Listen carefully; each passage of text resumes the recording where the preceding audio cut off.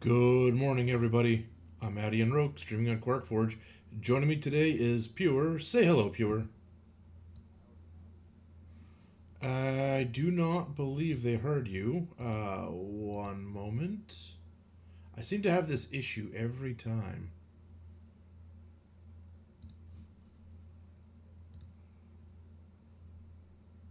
Oh yeah, do that too, please.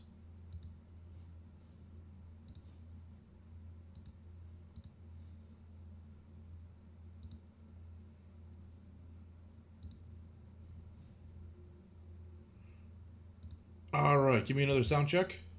Sound check. There we go. Okay. So that was Pure. And let's see, we're going to do some MTG Arena today. I've been toying around with this for a couple weeks now. It's been fun.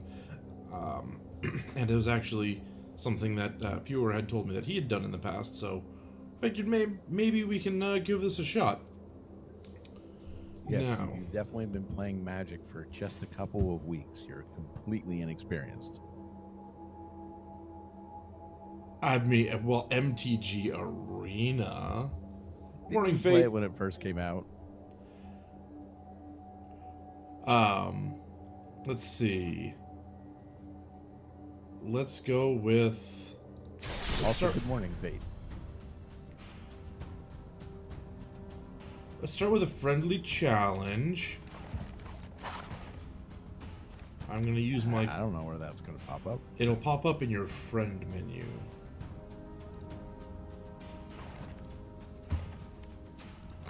Ah.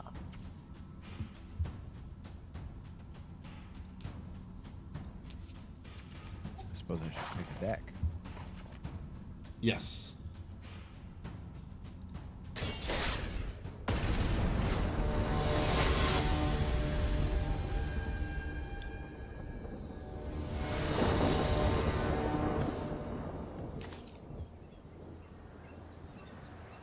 This hand isn't awful. Okay. Oh, this is Final Fantasy Field. At least there's a bird on it. So I have a chocobo pet. Oh, if does you that affect the game at all? no, it's just cosmetic. But if you have a pet, it would appear opposite of the chocobo.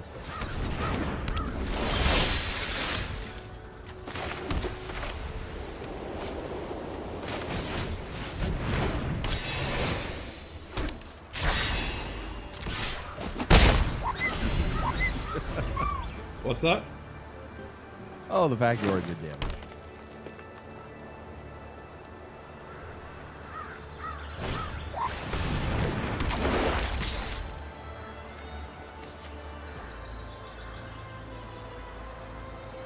Oh.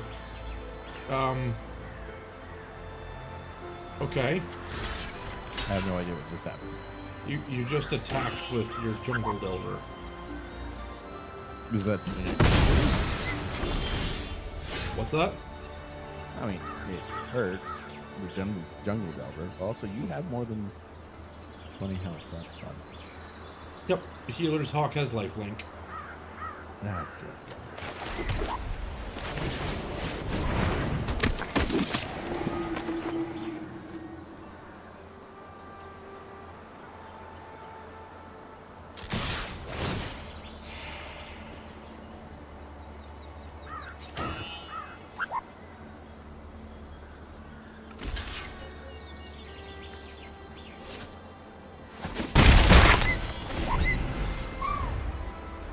So if you have anything that you can do with reach or something, I think I know which deck you're using. You should have some options in there.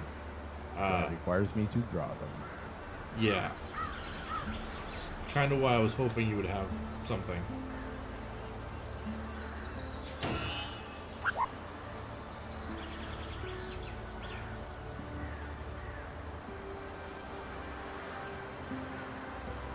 Now, there is one that says, like, target creature deals damage equal to its power to another creature. Oh, okay.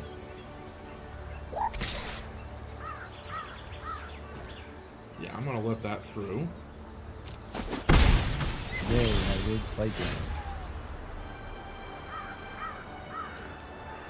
Okay, no land this turn. Now let me ask you this: is this a custom deck for you? Yes, I built this myself. Okay.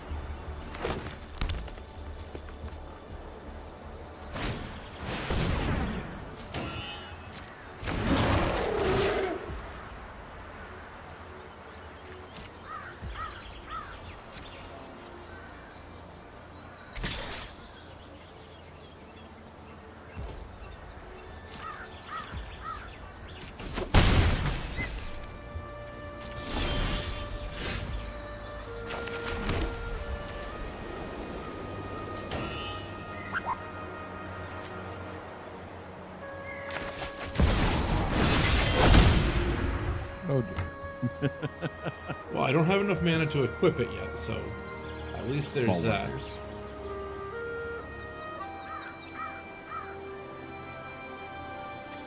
Prediction: I'll be dead in 2. No, not likely.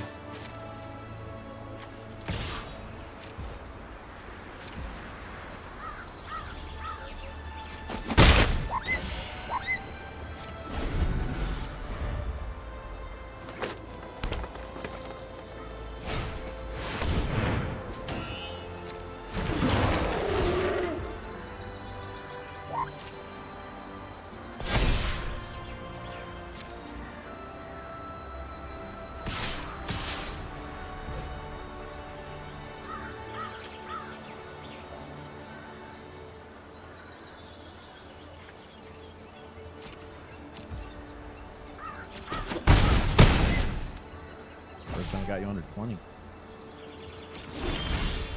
Yes, nicely done.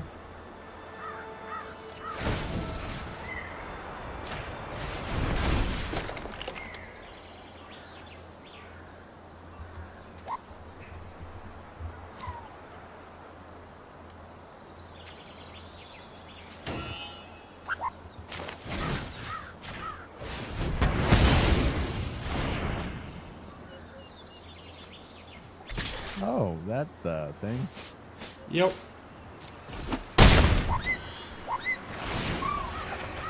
I feel like the only reason I'm not dead in 2 is because you didn't deduct the rest of the cards. So, yes and no. I'm holding back a little bit based on you have untapped mana. I don't know what you have for responses. And I know that your Blayloth Pack Hunter can kill pretty much anything that I attack with other than the healer's on.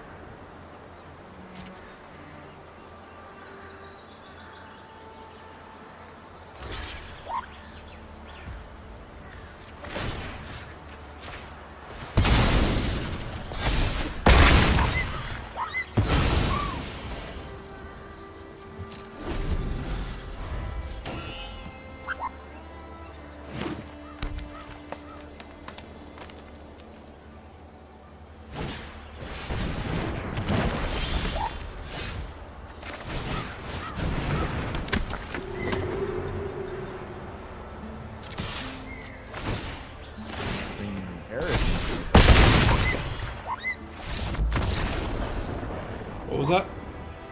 You said you're bringing Aerith into this, I see. Yes. I like Aerith. Big fan. Alright, so that game was interesting. That deck... Precons are not great against expertly made decks. I'm not gonna say that's expertly made, but it's decent. And you don't have a brawl type available, correct? No, I don't. All right. Oh, hold on. You There's should have example one called ones. Brains. Never mind. I do have brawl ones. They're just have red symbols over them for some reason.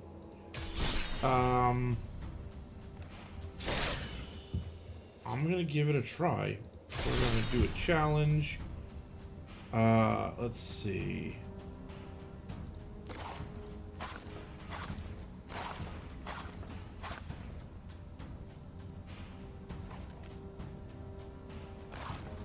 Deck type friendly brawl. Okay. Oh, these are the red symbols mean wild cards needed to complete deck. But your Brains has a It needs 36 common, 27 uncommon, 11 rare, and 4 mythic to complete the deck. I'll see if it lets me do it anyway, but... Okay, so I've issued the challenge, but don't use wild cards on Brains. But don't think I have wild cards to use. Alright, can you see my stream? If you mouse over this icon right here, it could be a different color. That will tell you how many wild cards you have. Which icon? What? I said which icon? So, can you see my mouse on the stream? Oh, there it is. Yep. That one right there. The red one? Yep. It could be a different color for you. Oh, I do have wild cards. Look at that. Now, I don't recommend using them at this point. If you cannot play that deck, don't use them on that deck. Those are much more valuable for your custom stuff, which I could help you through if you were interested. How do I unselect a deck? Choose a different deck. Apparently.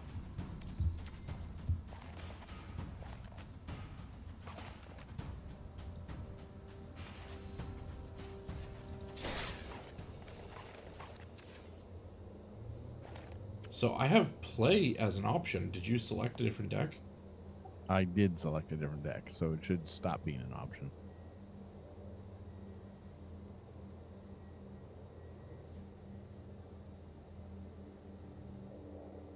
If I hit play, what happens? I don't know.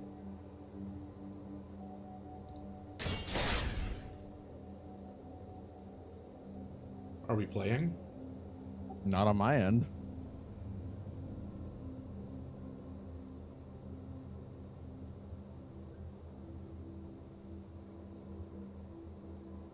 Okay, I'll hit cancel.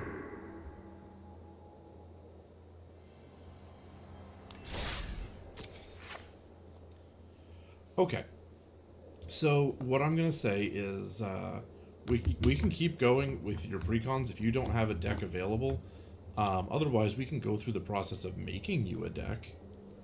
Why not? Okay, so go to, what kind of deck would you like? Well, a brawl deck, obviously. Okay, so go to decks, and then there's a plus icon, and hit that. Right. And then you'll just have to select a format. So there's brawl and standard brawl. I would just choose regular brawl.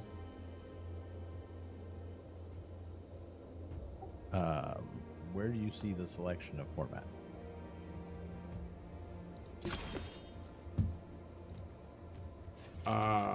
One second.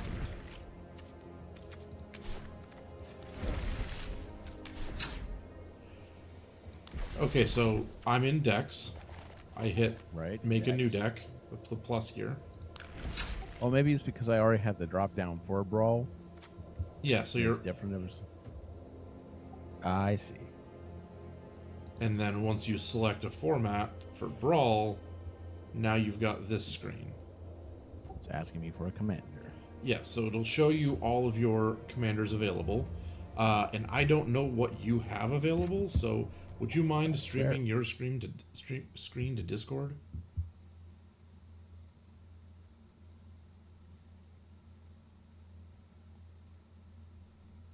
There we go.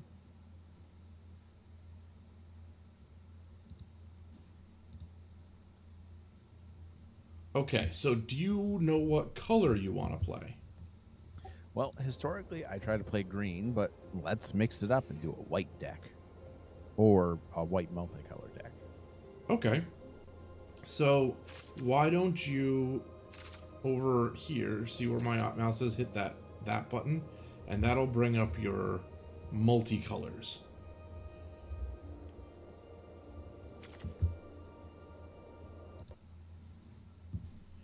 So now you can see that you've got all of these guys. And if you hold and slide... Hang on. Oh no, you use your mouse wheel to scroll, it'll change the pages. So, an interesting one that I happen to see right here, Aurelia the War Leader. Pretty strong. Expensive, though. Yes. But it could be fun. White, red. Mm-hmm. But you know what? Keep scrolling. Let's see what else you've got. They're funny. Like there's others. There's 2 pages. Oh, you've only got the 2 pages. Okay. For ones that have white in them, yes. Oh, Including for some reason one that doesn't have white in it. it's because it's in the box down below.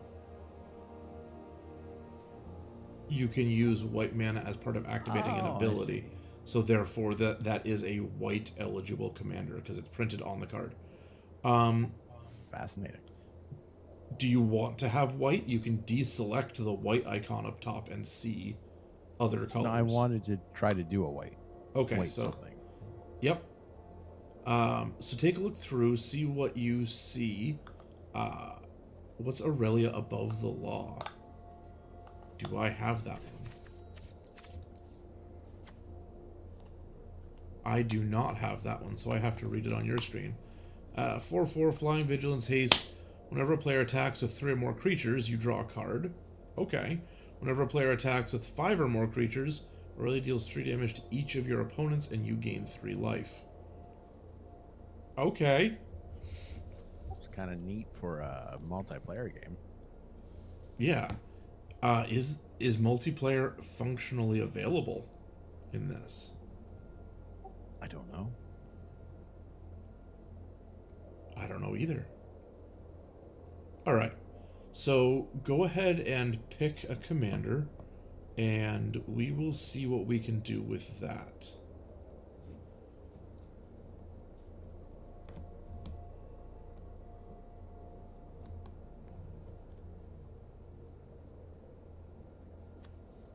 In the meantime, I'm going to try to figure out if you can do multiplayer.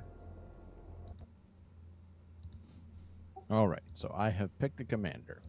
You did go with Aurelia. Okay, excellent. Yes. Now, Aurelia's ability allows you multiple attacks, so you're going to want... ooh, I would put that in the deck. I would too. It's neat. Yep. I think first things first, I need to look to see if I have any double lands, which I do.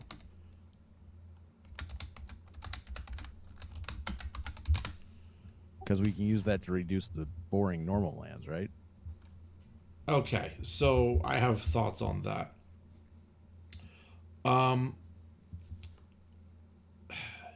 Things Not that... reduce the number of lands in deck, just increase the functionality of the lands. Right. So yes, you will have more land availability, but most of these just straight up say, this land enters tapped. Which turn 1 and turn 2, maybe that's okay. Also, not most, all of them do. Right. There are ways of adding things that are not on that list. That is what your wild cards do. So hover over your wild card icon up top. Let's see what you've got.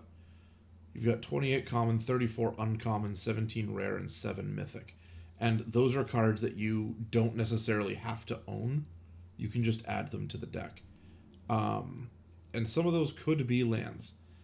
What I'm going to say is having things that enter tapped, unless they do something else, is really not worth it. I mean, this one adds life, so that's nice. Yeah, gaining 1 life, that's not terrible. Or And this scrying one's 1, that's not not. terrible. This one's not as big of a deal. I use these all the time. Right, 2 or fewer other lands, may as well put that in there. No, it actually subtracted a mountain. Yes, it's going to auto manage your lands. That's nice. All right. I have more than one of them. You probably have a full play set, but you can only add 1. Huh. I didn't realize I had more than one.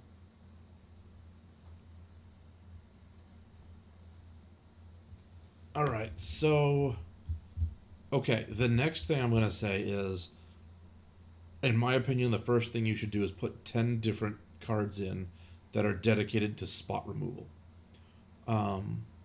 So for this, yep, select red and select colorless as well.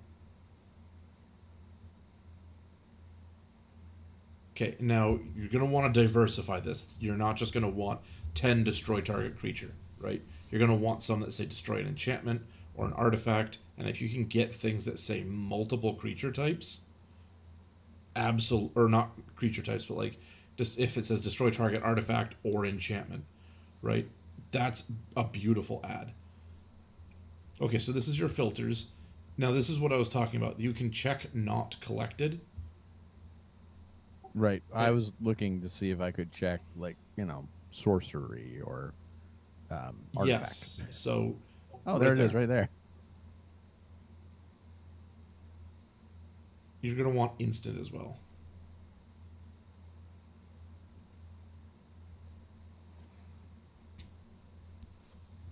That's something. Yep.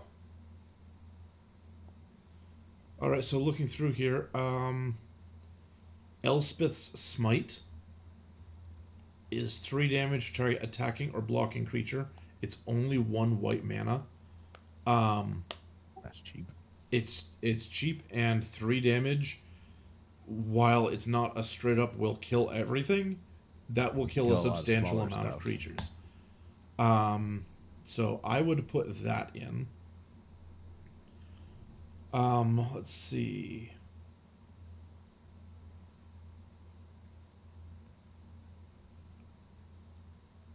Moment of Triumph. Okay, so go ahead and scroll.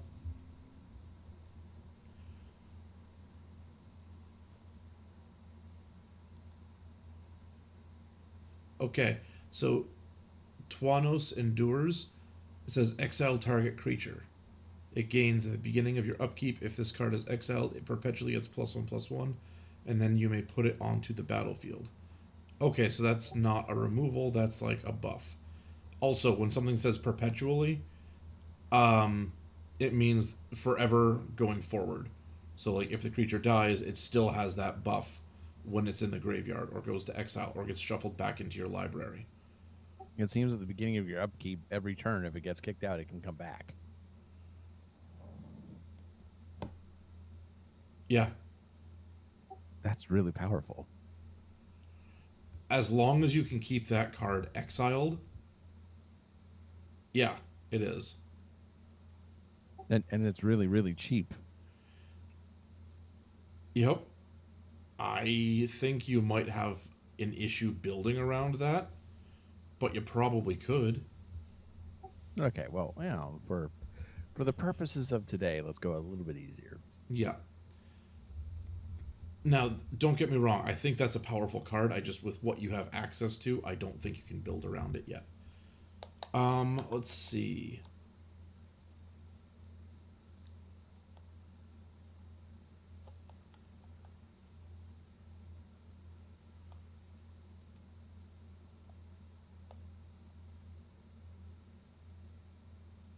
All right. Okay, scroll again.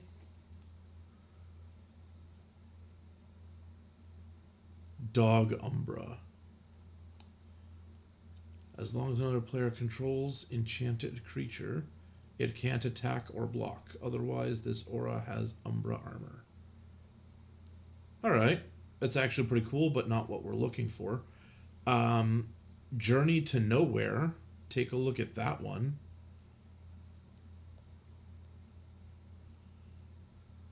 Weird looking card. Yes, it is.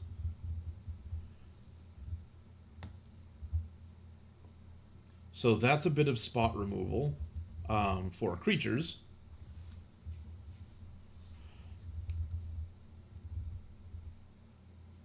Let's see. Cooped Up could be okay. That's a lot of mana if you play the Exile ability, but simply removing it from attacking and blocking can be a pretty big deal. Yeah, I agree. And then it treats Lullaby, or Erudite's Lullaby. That's the one that I played on you that destroyed your creature. It has its disadvantages. The creature has to be tapped. It has to have attacked you at least once. It's non-instant, so it had to, at least get blocked or do damage to you, or have used an ability. Like, it's a very limited card. It's not going to immediately remove a problem. It's a useful revenge card. Yes. Okay. Let's keep scrolling. Interesting that this is all white so far. We haven't seen any red removal. I think it's just sorting by color. Oh, that's right. Okay. Moving on. Let's see. What do we have here?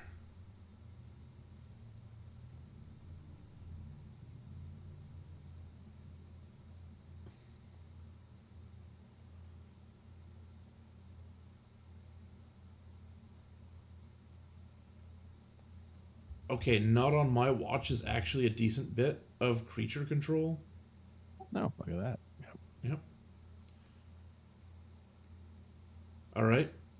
Keep scrolling. Now, you don't generally want cards that are going to be much more expensive than 3 for removal.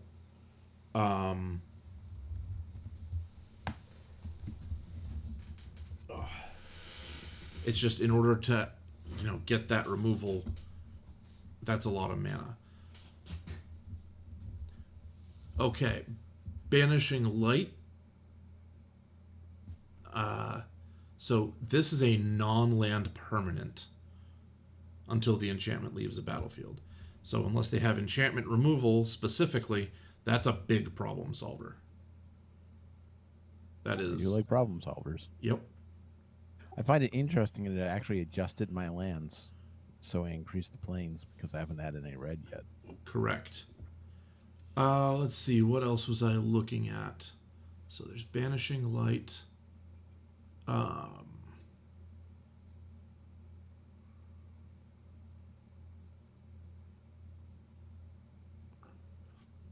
Okay, moving on.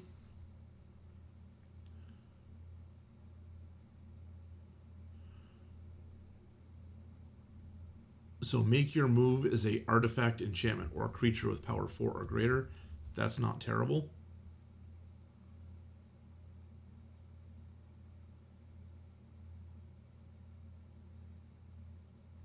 And we'll take some of these out once we see the red options as well. Of course.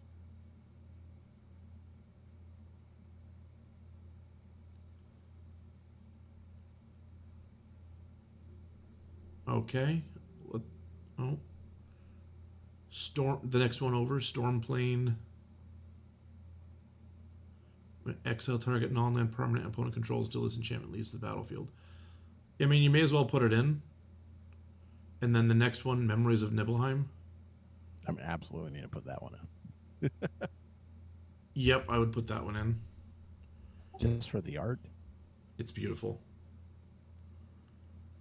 All right. Go ahead and scroll. Okay, now we're starting to get into things that are a little bit too expensive for this purpose. So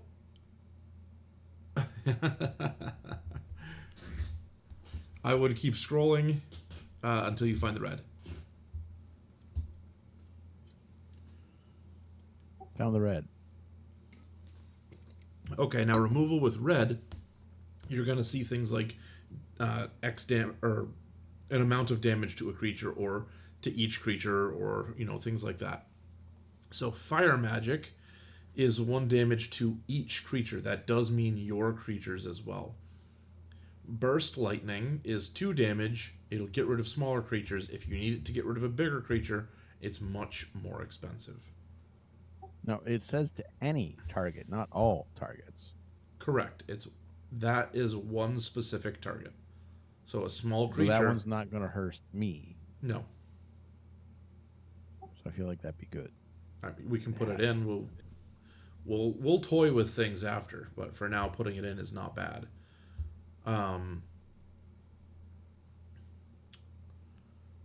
Let's see. Fire magic, the next one over. That's the one that I was talking about that does all creatures.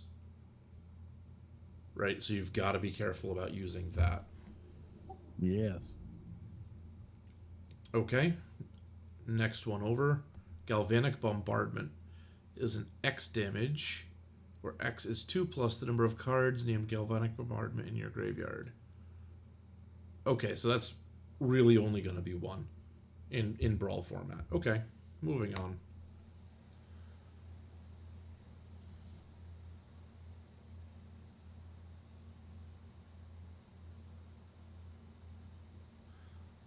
What's Infuriate? Is that +3/+2? Okay. Yes. All right. Let's see. Shock is just straight up 2 damage.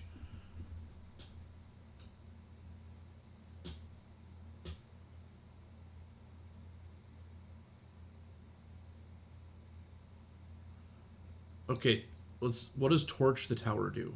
I see something about a Planeswalker. Okay, bargain, sacrifice an artifact or enchantment token as you cast this spell. So, alright. 2 damage to target creature or Planeswalker. If this spell was bargain, it deals 3 damage instead and you scry 1. If permanent would die this way, exile it instead. That's not terrible. And it's pretty cheap. It's cheap, it's 2 damage, possibly 3, and it can hit a Planeswalker, which could be important. That sounds like a threat. Well, you're dealing with threats, so yeah, sure. Let's go with it. That was a threat. Let's see when this aura enters an opponent. Okay, no. No. Okay, a braid is 3 damage to a creature or destroy an artifact. So that's fairly valuable for 2 mana. Alright. What's next? Let's see. Double target creature's power until end of turn. That can be good, but it's not what we're looking for right now.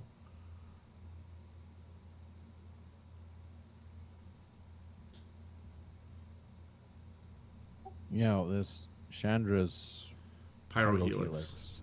The picture looks far more powerful than it reads to be. Yeah. So, well, yes and no. That is 2 damage, but it could also be 2 different creatures, right? If you've got 2 1/1 creatures or even 5/1 creatures, that'll kill both of them. So, it's kind of okay.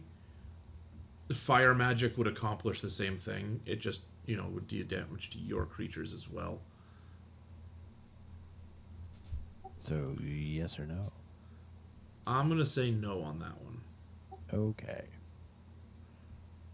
Okay. Let's keep going.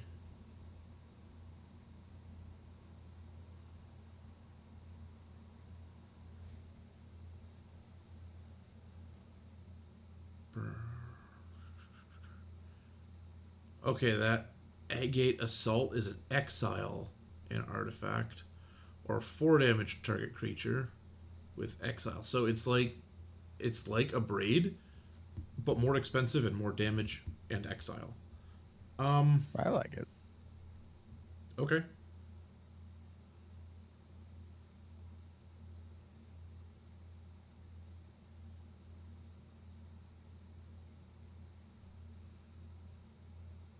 I'm also gonna plug Volcanic Spite. It's 3 damage to target creature, or planeswalker, or battle. Okay, I get it. But it also says you may put a card from your hand on the bottom of your library if you do draw a card. That could actually be very valuable. It doesn't help you in terms of gaining back cards in your hand, but if you've got a big old brick sitting in your hand, it allows you to cycle it for another card. So that is actually pretty good. And so in it went. Yep. Okay. Next set. Electro Duplicate.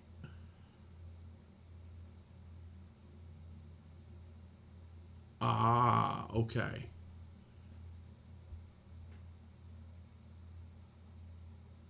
It's a temporary ally. Yes. All right.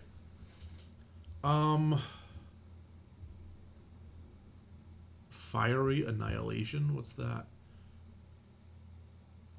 That's Fiery Inscription, which is something you're probably going to want in the deck, by the way. But it's not necessary right now. Well, I might as well throw it in before I forget about it. Yeah, sure.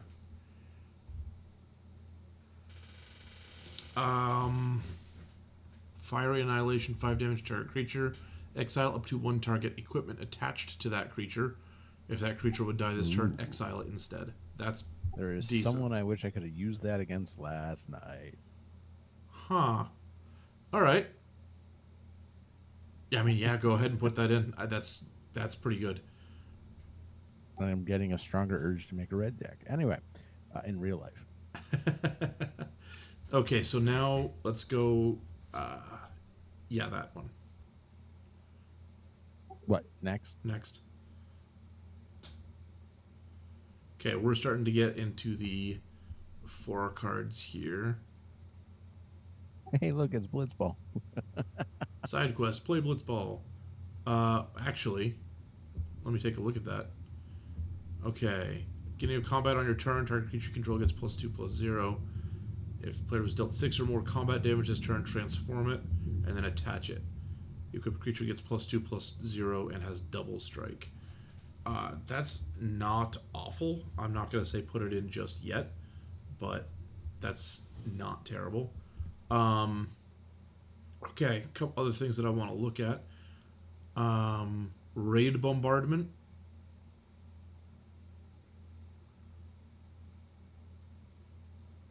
Okay, and Valakut Awakening.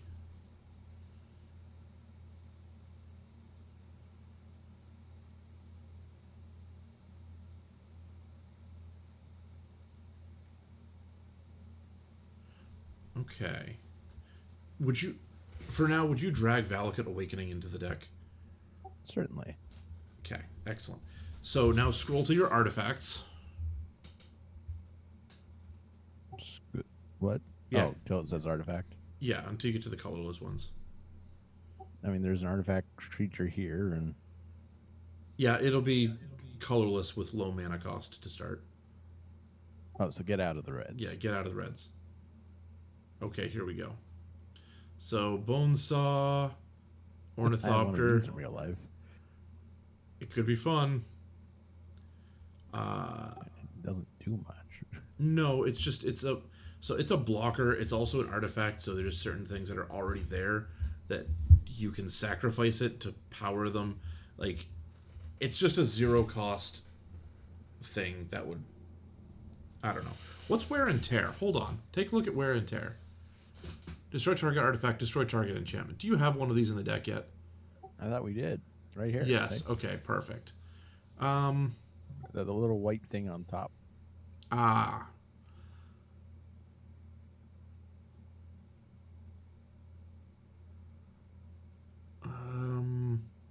Okay.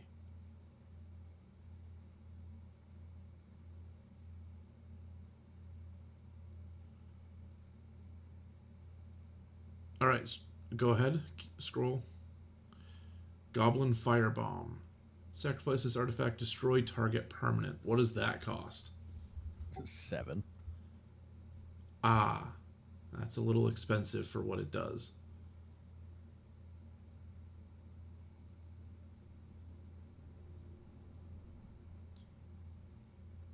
Now, do we see anything in here?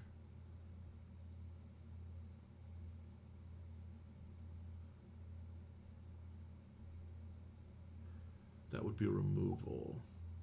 It's too bad that's not tap one of the enemy's untapped creatures. Tap your opponent's creatures to give you mana. Use your opponent's as a mana pool. That would be a little nuts. What about the Lunatic Pandora? 6 to destroy target non-land permanent. That's not much better. Okay. All right. You've been disconnected. Oh no, from what? MTG, it says you have been disconnected. You, not me. Oh. Oops, there we go. Okay.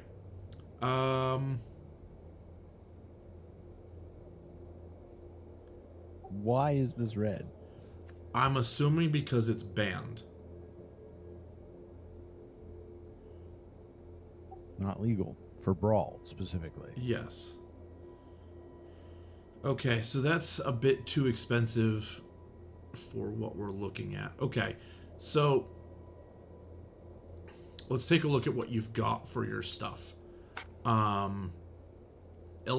Oh, okay.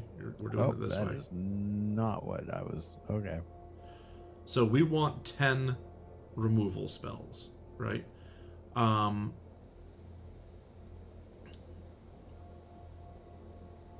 Looking at it, you've got what, like 15 options here? Well, not all these are removal, but So be nice if you could lay this out somehow. Right, if you could drag it to different zones or whatever. Okay, so Elspeth Smite, Burst Lightning, Torch the Tower, Wear and Tear, Cooped Up. What's Cooped Up? Okay, 4, 5, 6, 7, 8, 9, 10, 11, 12, 13. Yeah, I see at least 14, so we've got to choose some to get rid of. What are our options for getting rid of stuff? Honestly, That would be nice if they sorted these by color. Yeah. Honestly, Etreat's Lullaby can probably go away. It's very specific and not powerful enough. Ah, there it is. Yeah, just click on it. Let's see. That's pretty cool. Volcanic Spite. What's... Banishing Light. Okay, yeah, that's fine. Make your move. Okay. Stormplane Detainment.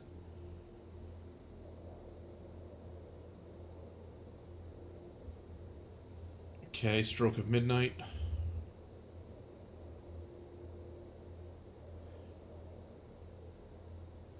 Alright, so as I'm looking at it, Stormplane Detainment is 3 mana. It exiles a non-land permanent, which is a lot of things.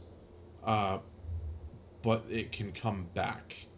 So 3 mana for something that can come back, I don't think is necessary. Okay. I would remove that one. Especially considering you've got other things that say it comes back. how many does that leave us?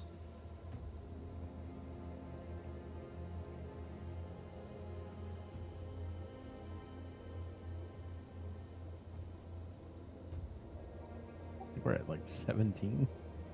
Yeah, but are all of them removal in some way, shape, or form? Because, like, Fiery Annihilation isn't, I don't think. Or Fiery Inscription is the one that isn't.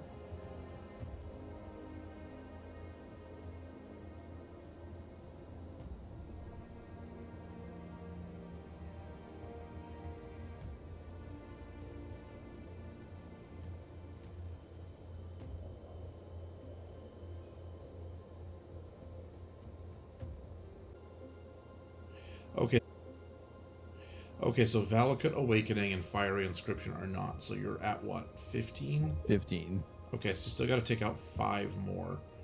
I mean, at this point, it's pretty much just making some choices, right? What does Not on My Watch do? Exile target attacking creature for 2. That's not terrible. Okay. Cooped up. Especially as an instant there now. Cooped up. It can be removed. I say get rid of it. Let's see. Stroke of Midnight. Make your... What's Volcanic Spire and a Braid? Okay. Volcanic Spite, yeah. And a Braid is potentially destroy target artifact, but you've got a decent amount of that in there. You could probably ditch a Braid. Torch the Tower. What's that?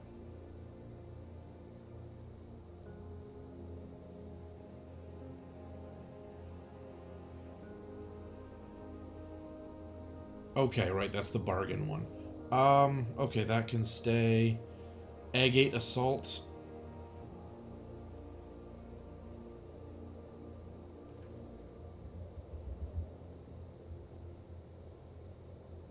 Okay, and Fiery Annihilation.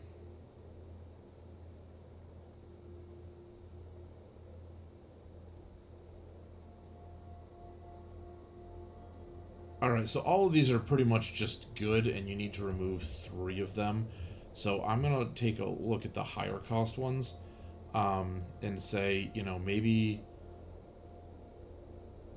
Agate Assault or Fiery Annihilation or Make Your Move. What's Make Your Move again?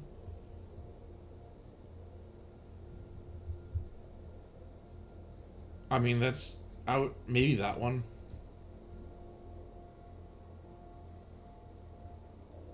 And then like Fiery Annihilation.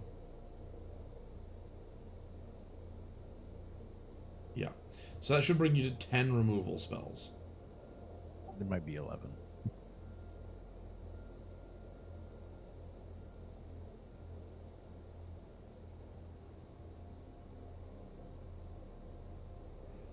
I count 10. Yep, it is 10. Okay, perfect. So next we're going to look at draw power. You should have, again, 10 spells that do draw power. So you have a search button. This is a lot easier to do. I would just type draw. Oh, first let me. Or do we still want these type of cards? That does not have to be limited to those type of cards.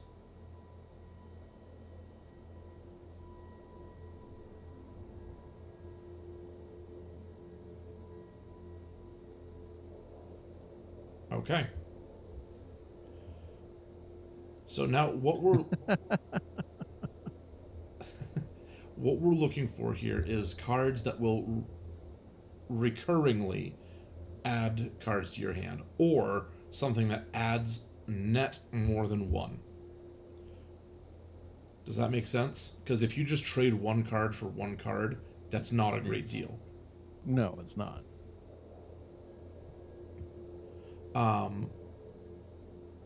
So some of these... Actually, the Fair Basilica is not terrible. So it's an expensive cost, and it's a sacrifice of land. But if the game's dragging on, you know what? Sacrifice it. You've got plenty of land. Get something else. Fair enough. What does Minas Tirith do? Tap it, draw a card, activate only if you attacked with 2 or more creatures this turn. I mean, okay. No reason not to have it. Correct.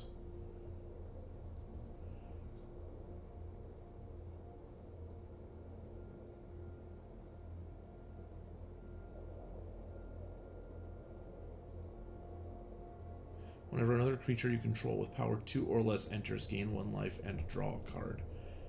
That's decent. That is recurring draw. It is, however, 6 mana. Expensive. But you know what? Still. That's not terrible. I would put that in. I mean, you're not always going to have cheap stuff. It's the way it Correct. is. Alright. Alright, let's move on. Okay, we're into reds here. A lot of red ones for draw power will say draw a card and discard a card, or draw 2, discard 1. So gotta keep an eye on the discard.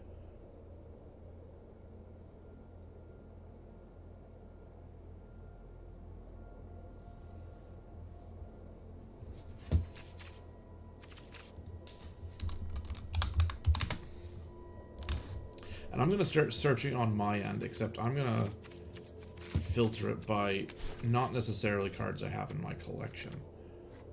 So, demand answers. Additional cost to cast a spell, sacrifice an artifact, or discard a card, draw 2. I mean, that's worth putting in, because, like, you might generate a clue token or something that counts as an artifact, or a treasure token, or something, some token you're not really going to use. You may as well use it to generate an extra card, right? Yep.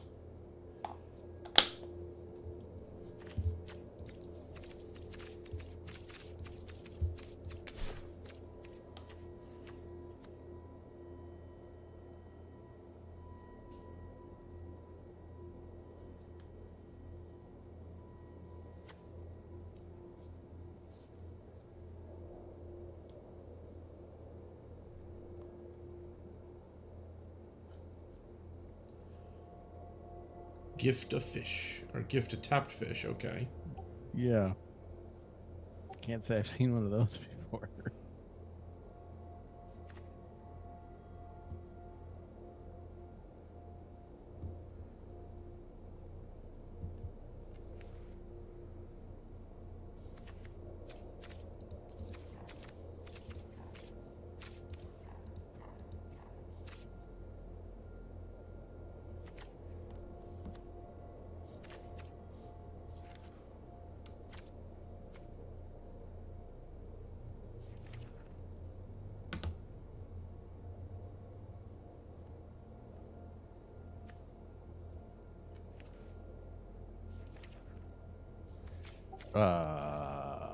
What? What? This card. When this creature enters, conjure 7 cards, name 7. Okay, on top of your library. They perpetually gain when this creature enters, draw a card. Then shuffle. At the beginning of your upkeep, exile the top card of your library. You may play that card this turn. 7 dwarves, 2/2, +1/+1. That's just funny. I mean... Okay. And each one gets +1/+1 for every other one, so you're going to go up to an 8/8 creature. They all get on the board. Yeah, I mean, that's actually not bad. Seven 8/8 creatures. I think I'm going to put that in. Yeah, do it.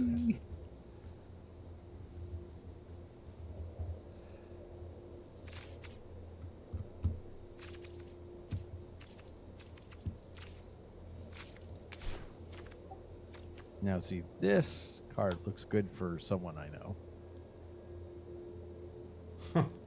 Someone who likes rats.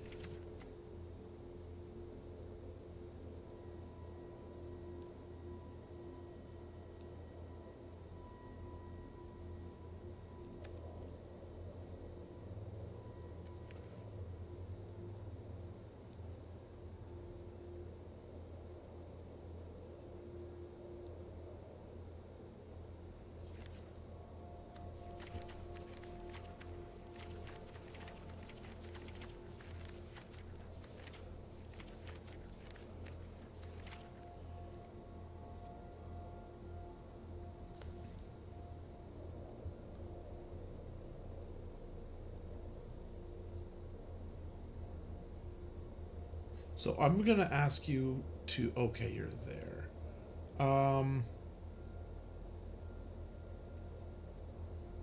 So I'm gonna ask you to do something. Go into your filters, and I want you to check way up top the one that says not collected. Okay, and then hit OK. You're gonna see a lot more. Now scroll all the way to the end till you get to the artifacts.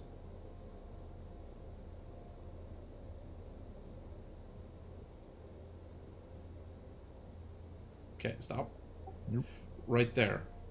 Energy refractor. Take a look at that.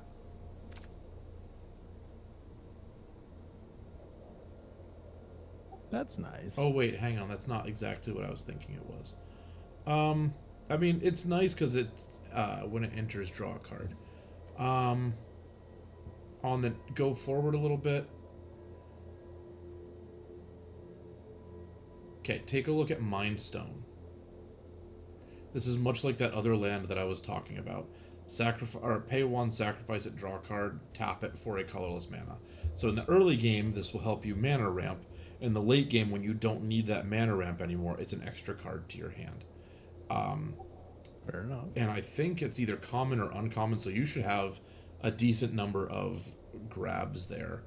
Now, I don't know if you want to do something like Howling Mine or Ichor Wellspring.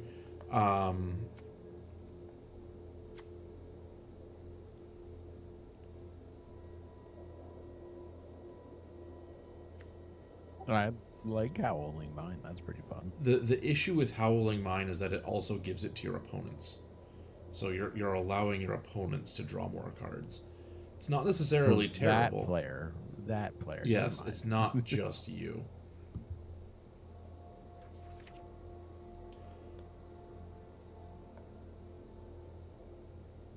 This is basically a 2-cost to get 2 cards. Potentially 2 cards. As long as you have a way of making it go to the graveyard, it's another draw. Or if someone destroys all artifacts. Right. If someone destroys all artifacts, yes.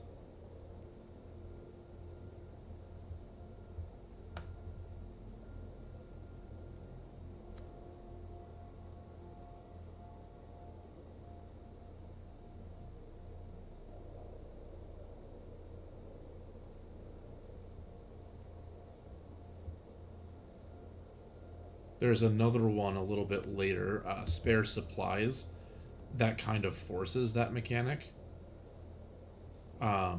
It's 2 mana when it enters tapped, when it enters draw a card, and then pay 2 and tap it, sacrifice it to draw a card. So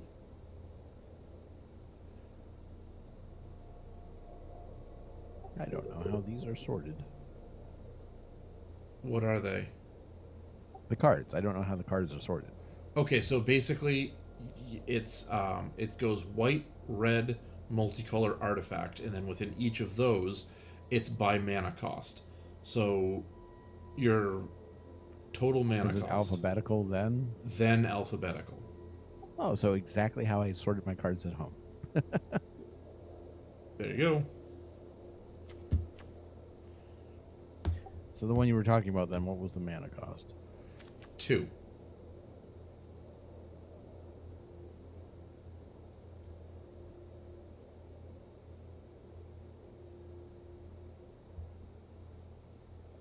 And what was it called again?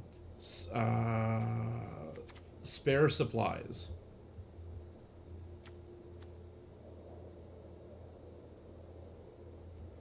The one right next to it is kind of a little bit more.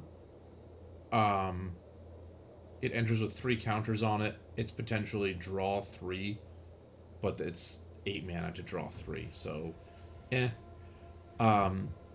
however, you're getting real close to a couple of other actually halfway decent ones if you want to keep scrolling. Okay, let's see. Oh, back just a little bit. You should see one called Bilbo's Ring. Okay, during your turn, the equipped creature has hexproof and can't be blocked. Okay, so when you attack, that creature's gonna get through. Whenever an equipped creature attacks alone, you draw a card and lose 1 life. So it does damage to you, gives you a card, and that creature can't be blocked. And if it's a halfling, it costs a lot less to equip than a non-halfling. Correct. So that is potentially pretty good. Comboing with it, the next one over, Blitzball and or Buster Sword, can be decent draw power. So Blitzball is a mana rock until you need to sacrifice it, and then you're sacrificing it to draw 2 cards. But it has that condition. And the Buster Sword is just the Buster Sword. It's broken. Equipped creature gets a big boost. When it deals combat damage to a player, draw a card, and then you may cast a spell from your hand with mana value less than its damage without paying the cost. So yeah, okay, Buster Sword, I understand. So it's draw power, but it's also big cast power. So let's keep scrolling.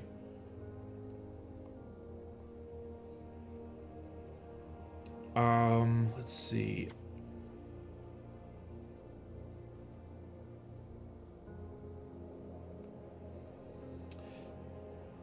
Could run Dragon Horde. I don't think you're gonna have many dragons though. No, probably not.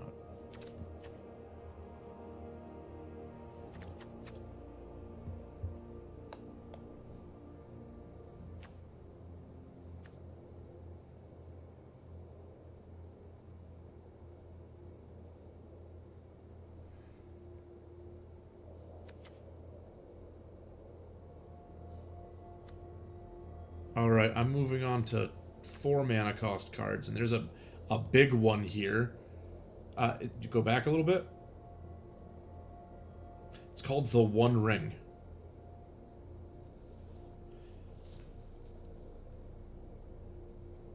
I'll let you process that for a second.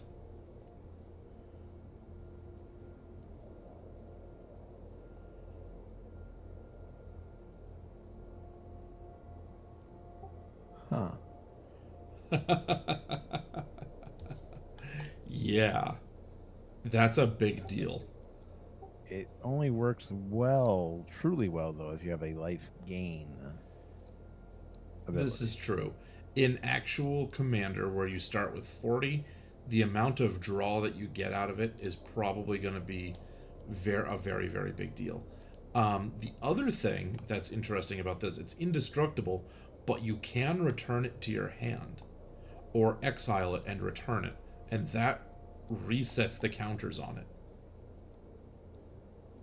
So if you're at 4 or 5 counters, you can do something like, I forget, I'm completely spacing on all of their names, but an exile and return, and when it returns, you don't get the protection from everything because you didn't cast it, but it doesn't have any counters on it either, so it stops doing damage. So that's a thing. I like that card. I run it in a lot of decks. Sure, why not? Okay. Oh, you're looking at the Sword of Fire and Ice? I just wanted to see the art real quick. I've seen this card before. It's pretty nice. Equipped creature deals 2 damage to target. When it deals damage to a player, 2 damage to any target, and you draw a card. That is recurring draw power. If you want to use a mythic thing on it. Well, I can always remove it before I actually finalize the deck. That's true. Right? Yep. You do not have to use your mythic thing right now.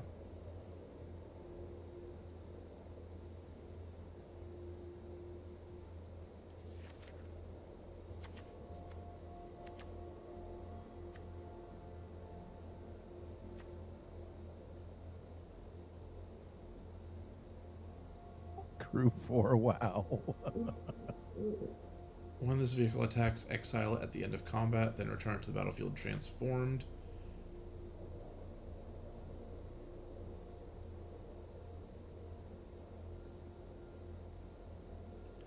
Huh. That's interesting. It's a bit expensive for those abilities. But it certainly is a diverse array of abilities. I thought it was unique. But you have to have 4 people to crew it. Yeah, well, if you've got 7 dwarves... 7 dwarves in the cat.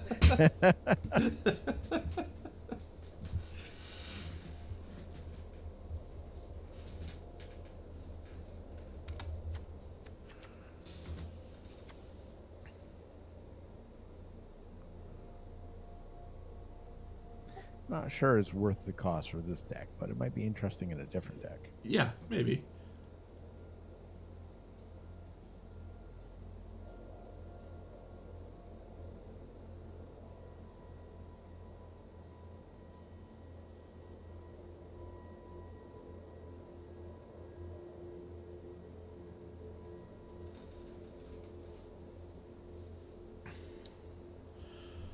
Okay, so let's see. On this page, you have introduction. Where are you? Introduction to Annihilation. Oh, okay, you're here. Yes, Mind's Eye is actually very good. Because it turns your opponent's draw power into your draw power. However, you do have to have the mana available to do it. I was actually gonna... If you look forward just a little bit, you have the Immortal Sun. It's a 6 mana cost artifact, but it does so much for you. Jeez, I want that in real life to use on you.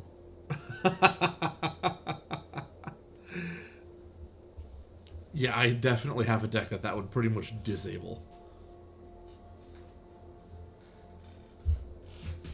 But that's a solid card. Okay, so let's take a look what you've got for draw power in your deck. We've got Bilbo's Ring, Buster's Sword, Sword of Fire and Ice, the One Ring, Mind's Eye, Inspiring Commander, Immortal Sun, Minas Tirith, the Fair Basilica, and I think you have another one if you scroll up. The Mind Stone, that's not really... it's just, that's more mana ramp. So actually you're good on draw power. Okay. You're going to want at least 2 sources of mass removal. The good news is white is phenomenal for mass removal. So if you type in destroy all in your search,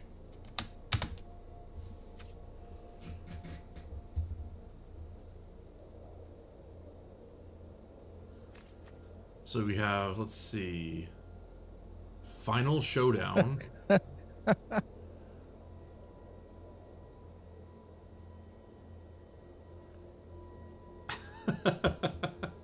I just like the name of it.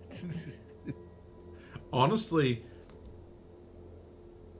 that's not terrible. It's 4 mana for a destroy all, and it only gives out a paid draw.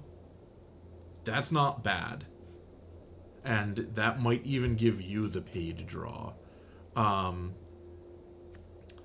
So I'm looking at one called Final Showdown.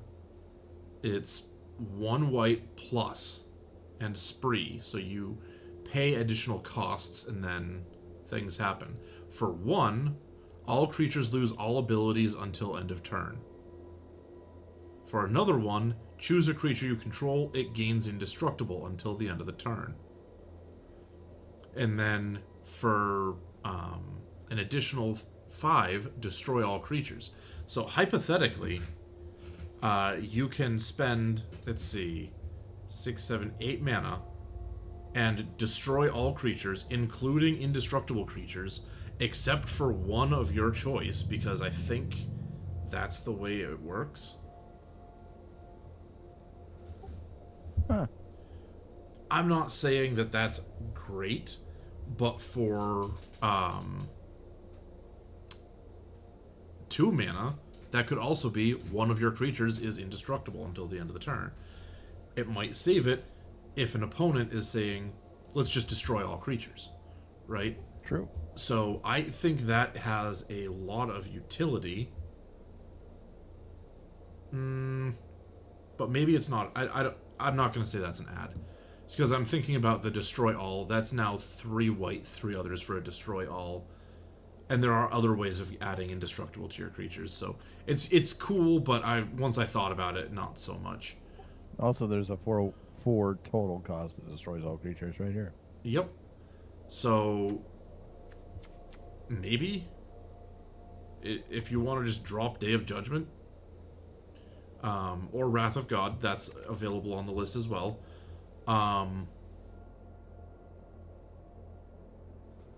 Yeah. What about this Dusk and Dawn? Okay, so what we're looking at here is a lot of mana for very specific effects. Destroy all creatures with power 3 or greater. Okay. That's interesting. But it's 4 mana for that, and it doesn't destroy your 1s and 2s. It's not just your 1s and 2s, it's your opponent's 1s and 2s as well.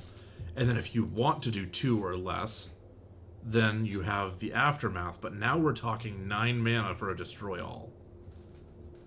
True. So I don't think that really works. No Witnesses, you've got that in. I would choose either Wrath of God or Day of Judgment. I chose Wrath of God. Okay. Perfect. So then that's your 2 big ones. Now Mana Ramp. Mana Ramp is interesting in white-red. You're primarily relying on artifacts here. So let's remove the white and the red for artifacts. And then what are we gonna do?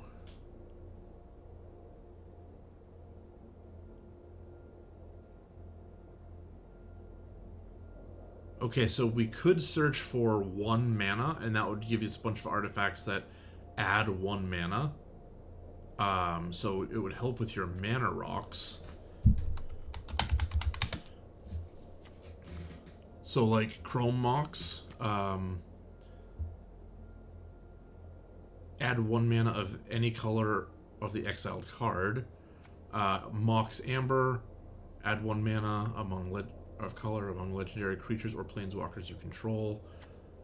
Mox Jasper, 1 mana of any color, activate only if you control a dragon. Chromatic Sphere, sacrifice it to add 1 mana of any color and draw a card. I don't really like that because it's a one-time thing. Chromatic Star, sacrifice for 1 when it's put into a graveyard, draw a card. It's kind of the same thing as Chromatic Sphere.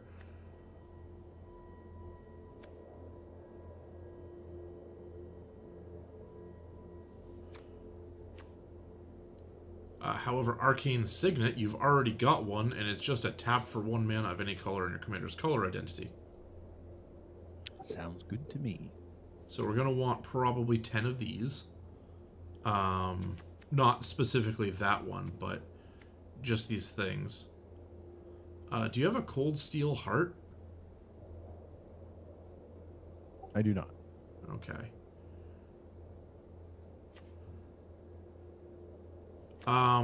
Picking that up might not be terrible. It's just a common, so it's not hard to pick that in. You don't have an Energy Refractor. But that's okay.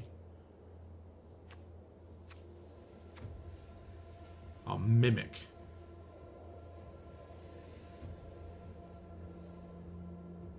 Okay.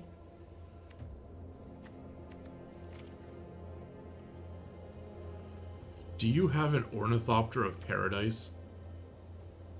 No. Okay. It's common. That's kind of cool. Yeah, I would say pick that up. Just because it's a mana of any color and it's a 0/2 flyer.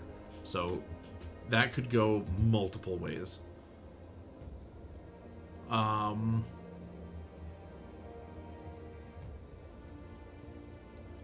Same thing with Prismite. Yeah, No, yeah, I would creature pick. and it Oh goes wait, mana. no, it's not a tap. It's at. Oh, it's Yeah, okay, that's just a mana filter. Is Soul Ring in here? No. Okay. Really? So remove your 1 mana filter and just type Soul, S-O-L.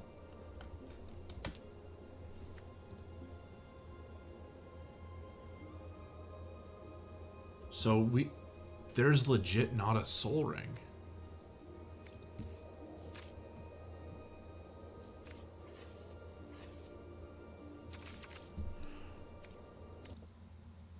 That's disappointing. That's weird.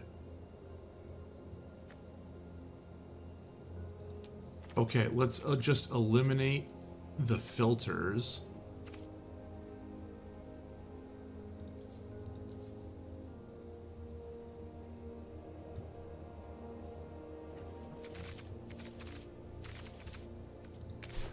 Okay, now we're looking at all artifacts, and they'll be alphabetical.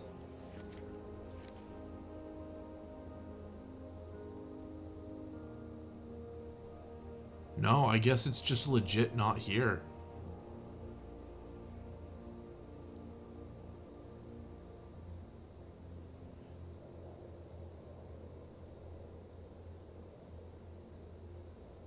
Huh.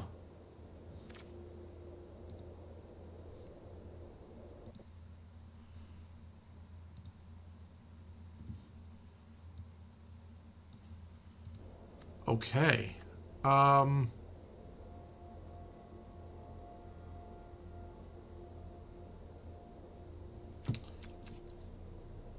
Advanced filters. Is there a way to filter mana producers?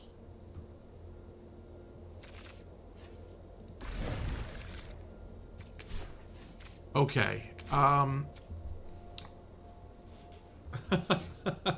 see what you're looking at. You can put it in if you want. I'm not gonna say you can't.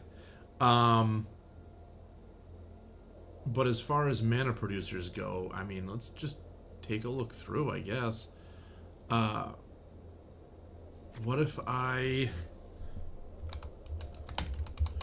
if we just type cost less?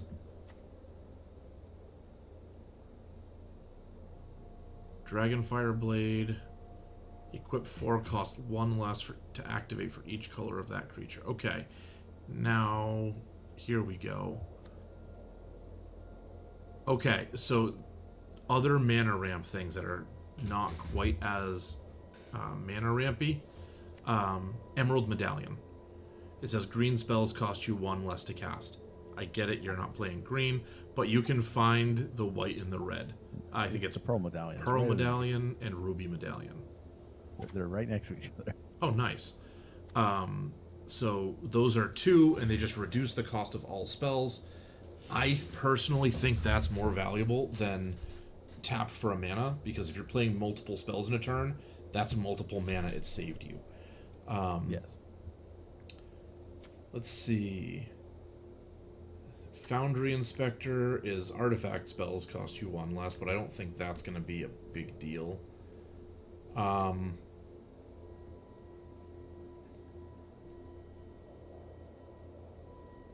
This is a fun little thing. Okay, what's that do? White creature spells cost you 1 less to cast. Whenever you cast a white creature spell, create a 1/1 white warrior creature token with vigilance. I mean, why not? Is there one for red as well? Yes. Whenever you cast a creature spell, you may discard a card. If you do, draw a card. So it's a little bit of hand cycling. You could see it. It's hazardous. Oh, it's over there. Yeah. You could definitely put those in.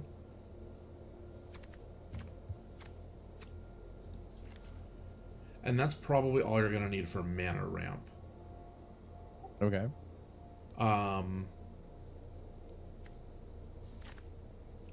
So then after that, you have 27 cards left to put in of your choosing. This is where you want your win condition, right? So for this, we're gonna take a good look. You're gonna want some big, heavy hitter creatures.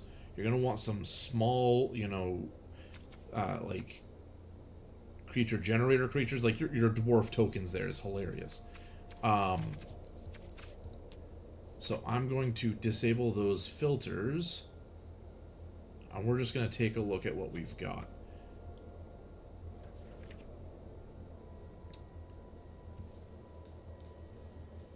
And you know what? I'm even going to say let's filter this as creatures for now. You know what? Creatures and planeswalkers.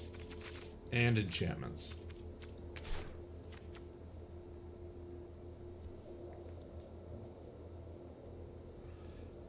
Okay. First thing I'm going to plug, Ajani's Welcome. Whenever a creature you control enters, gain 1 life. 1 mana. I like that. Over the course of the game, that's going to help you a lot.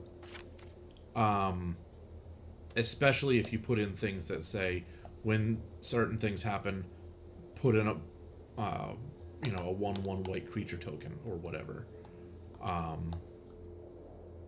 Yeah.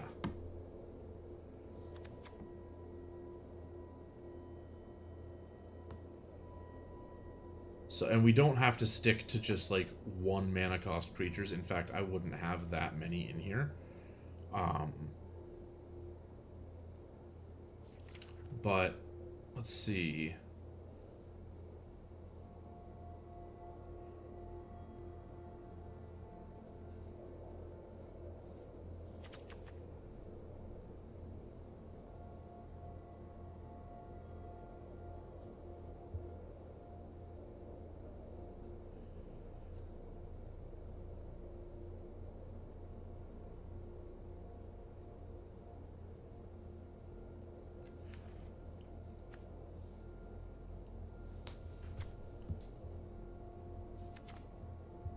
I'm trying to see if there's anything that generates creature tokens.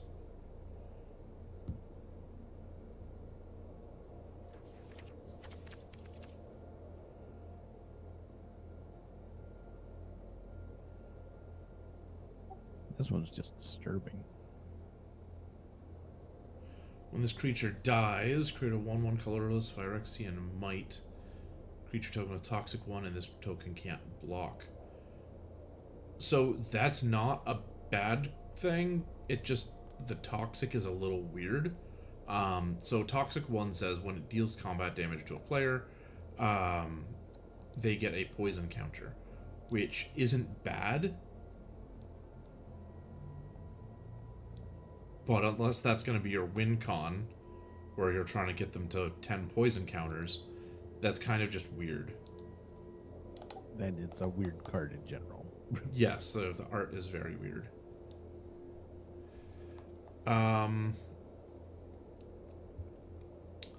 Healer's Hawk and Hinterland Sanctifier could be good 1 mana adds.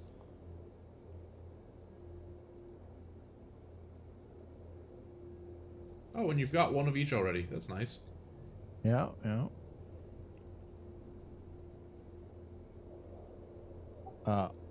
I also have... Where was it? Oh, I don't have it. I was just looking at it. Never mind. Okay.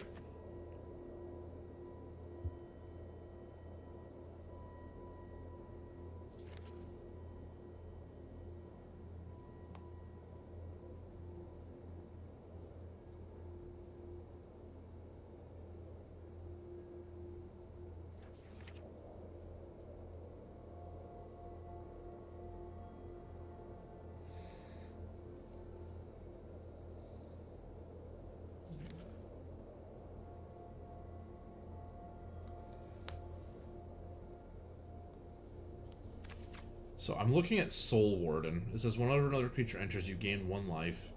It's 1/1 for 1 white mana. Why is this mythic? It's that full art one. Because You have things in here that do basically the same thing. Oh, okay, it's whenever another creature enters. It's not whenever another creature enters under your control. Oh, okay. So it's... Okay, so... I don't know if There's that's also worth this one that lets you just add life each turn. Oh, tap it to gain 1 life. Yeah, sure. Grab that. And it's definitely cheaper in the sense of it's not a epic or legendary. Or Right, it's just a common. Definitely grab that.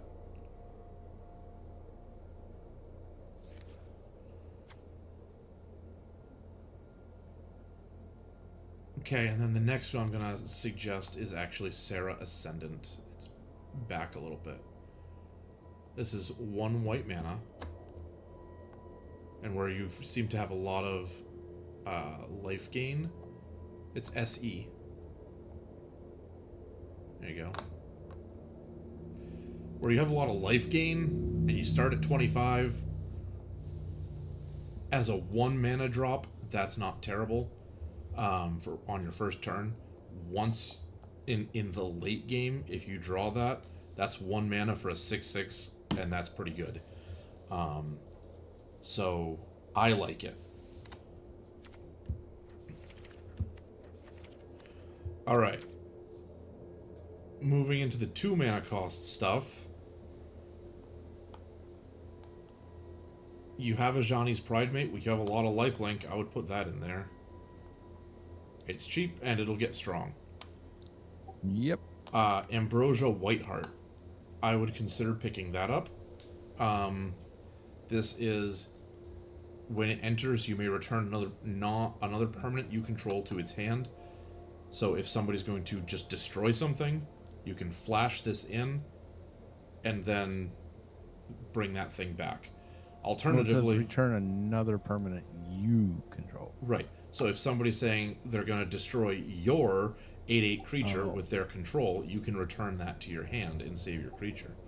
I see. Alternatively, because it's a permanent and you have the 1 ring, when that starts doing serious damage, you can use this to return that.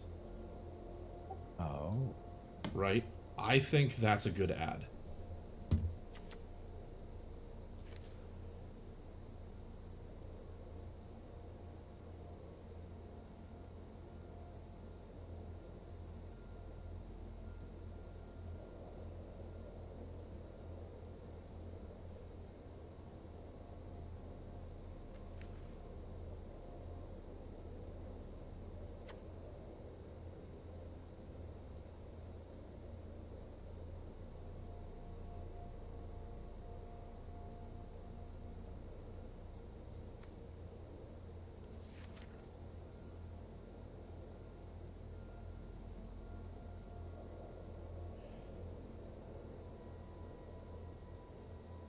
Did you happen to pick up Cloud?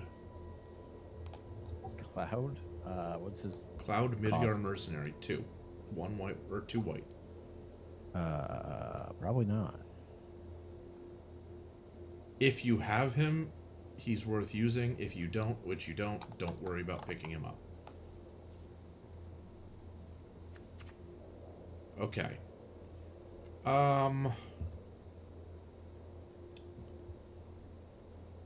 Looking for things that are going to be really important.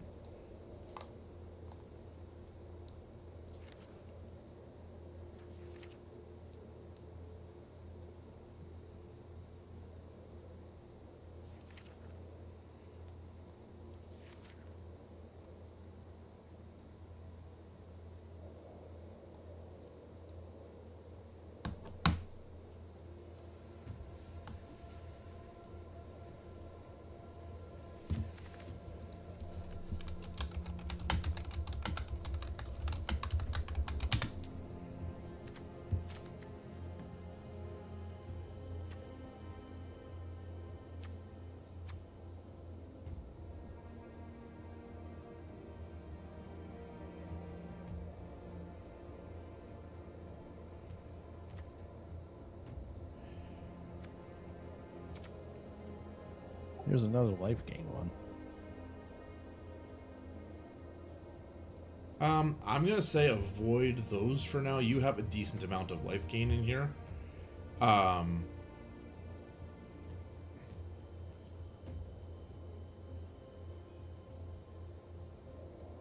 what about Jotun Frontliner?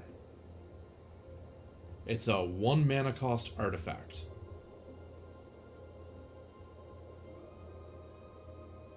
You wouldn't have seen it because you don't have that on your filter. So put the colorless on. Oh no, you do have it because it has unearthed white. And Zach is right next to it. Zach is a good one term or ad, but Jotun Frontliner says whenever this creature attacks, another target creature you control gets a +1/+1 until the end of the turn. That could be big, especially where Aurelia is your commander. Let's not forget that when she attacks, you're gonna get a second attack.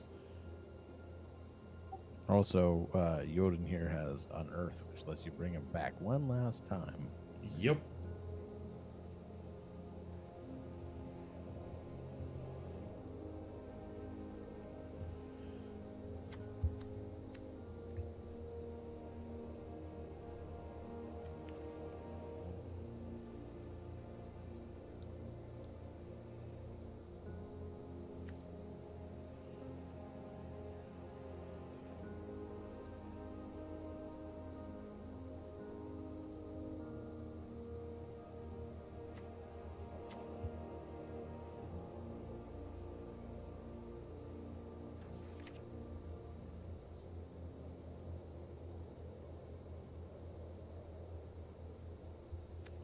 Ooh, okay, here's a good one.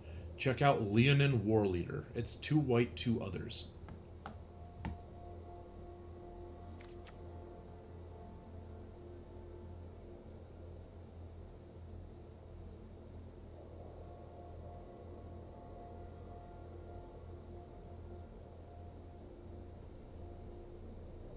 Wow, you had a long way to scroll. Yep.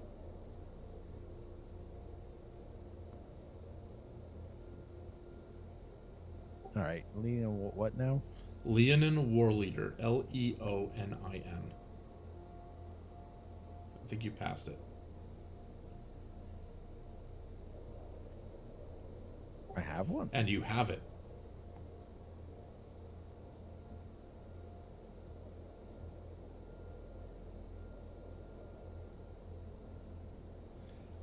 I say that because, again, it's going to generate tokens. You've got a lot of things that say when creatures enter the battlefield, gain 1 life. They'll enter, he'll attack a second time, and he's 4/4 for 4. That and seems the creatures it creates may die, but it's going to make them again next time you attack. correct. That is just pelting your opponent with small creatures.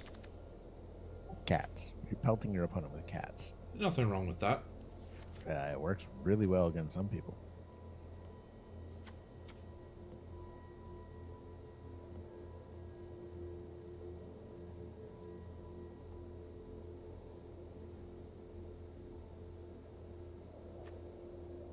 Okay, here's a mythic. You may like it. It's 3/3 flying double strike, costs 3 white, 2 others. You have hexproof, so they can't cast spells that directly target you. If your life total would be reduced to 0 or less, instead transform this creature and your life total becomes 3. Then, if this creature didn't transform this way, you lose the game. However, once it transforms, it becomes a star flying. You have hexproof. Its power and toughness are each equal to your life total. Whenever this creature attacks, double your life total.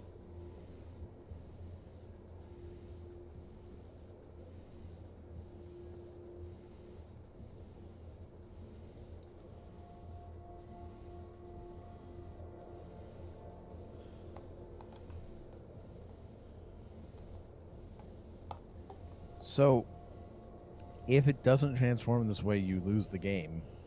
Why wouldn't it transform? I don't know. Oh, there's another way to transform it. I don't know. That's the thing. There might be a way to block it from transforming. Or to force it to transform. And I think the total of, or the reason it says that It says if it didn't transform this way, you lose the game, because your life is at or below 0 when it triggers. So if they block the transformation somehow, then you lose the game because your life was less than 0 to start the effect. I think that's what it means, and the reason for that. I'm not going to say you have to use it, but that's a pretty big deal. Yep, I agree.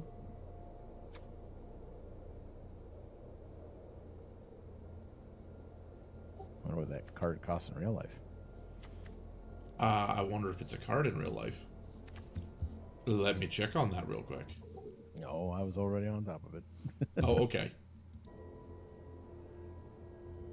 That is a $2.50 card. Interesting.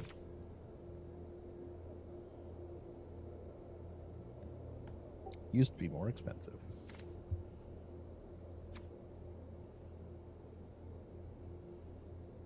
Also used to be less expensive.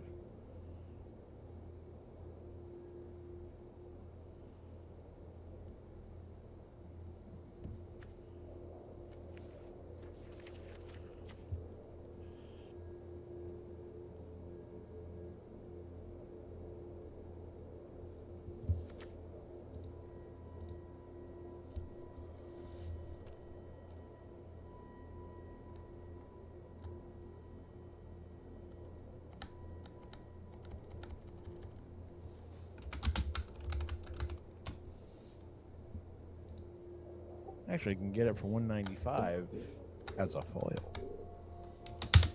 Huh.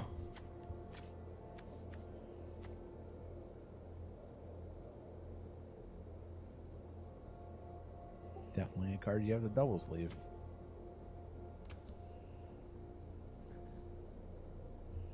Except it's also a transform card. So you'd have to have a Yes, which second. is why you have to double sleeve it. Ah, okay.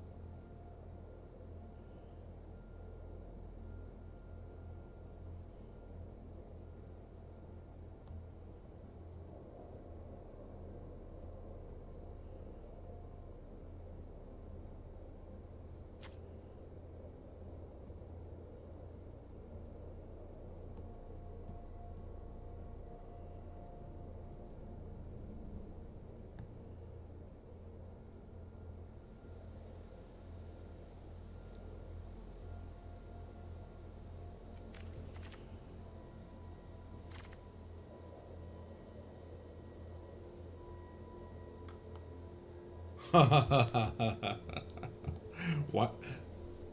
I think we should consider putting Queen Brine in the deck.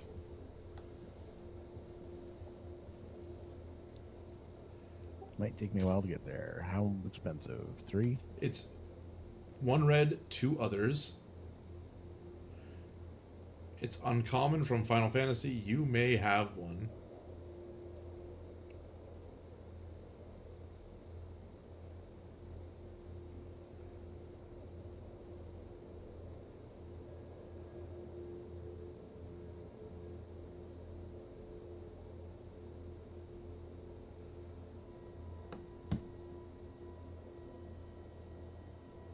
I think you passed it.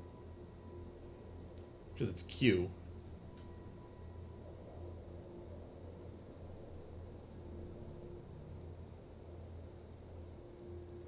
There it is. Yes, I do have one. So, whenever she attacks, you create a 0/1 black wizard creature with whenever you cast a non-creature spell, this token deals 1 damage to each opponent. So if you're attacking with her twice in a turn, you're creating 2 of those every turn, and then you cast 1 spell, and each one's going to do 1 damage to each opponent. I think fun. that's fun. And that's my first red creature at that.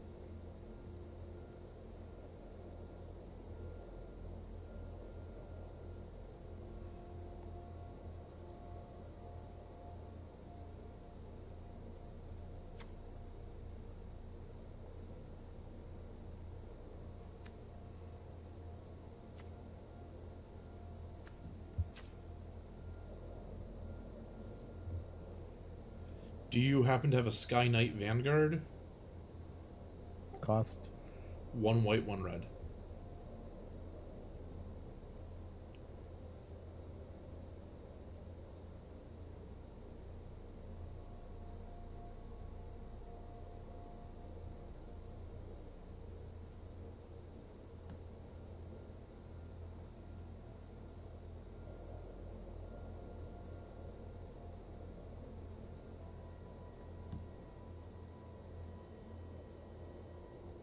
All right. White, red, Sky Knight Sky Knight Vanguard. You said? Vanguard, yeah. A little bit farther. Oh, you went too far there. Okay, it's on that page. No, I do not have one. Ah, okay. Well, it's uncommon. I don't know how many uncommon free things you have, but it's attacks creates a token. All right. Actually, I would be it. What's that do?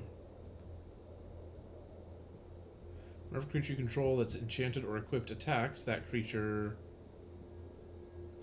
Oh, okay. I guess not.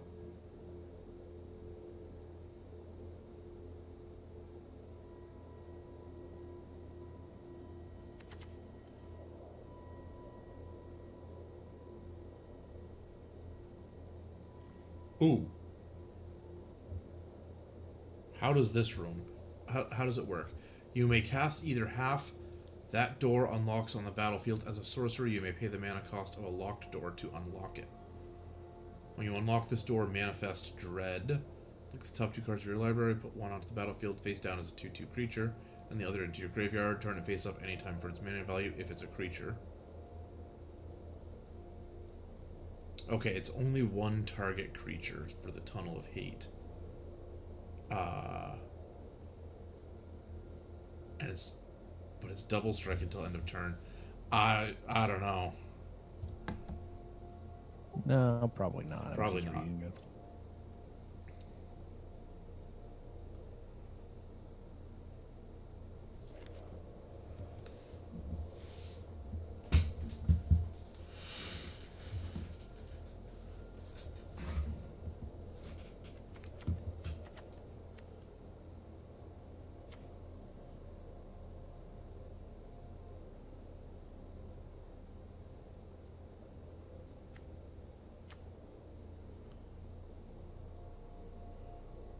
What is this? What happened to Squee?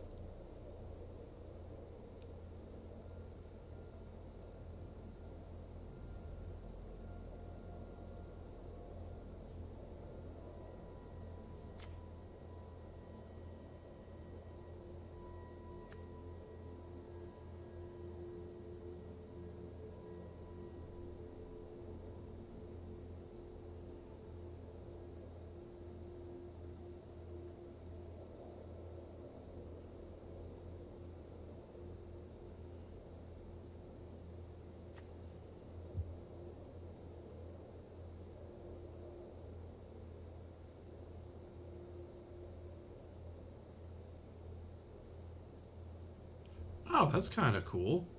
How about Hoarding Ogre?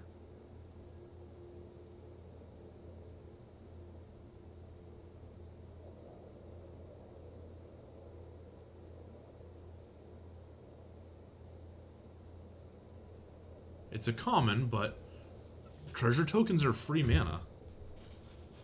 That's kind of fun.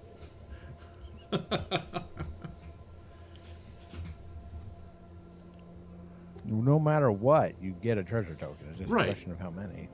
Right, and if you have your commander out, you might get 2 every turn.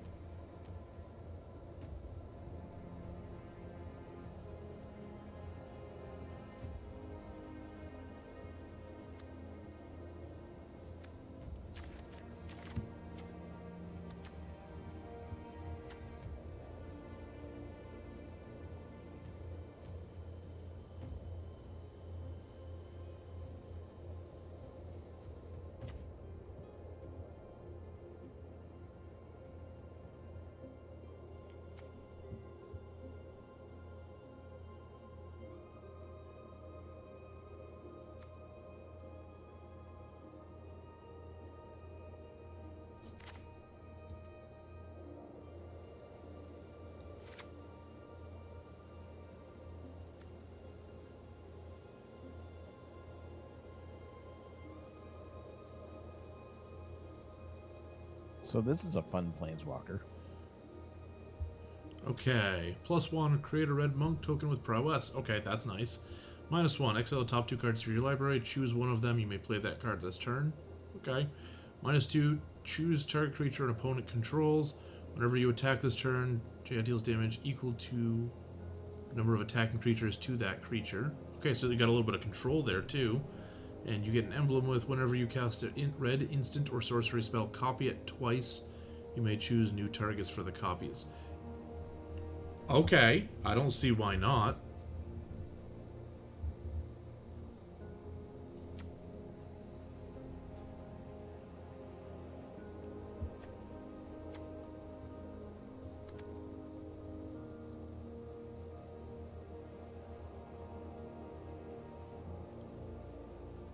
You can get her for under $2.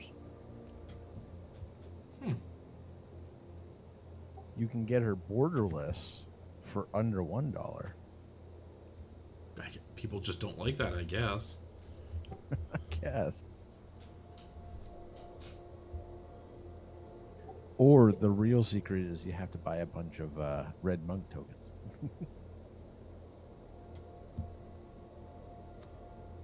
Ah, that's where they get you.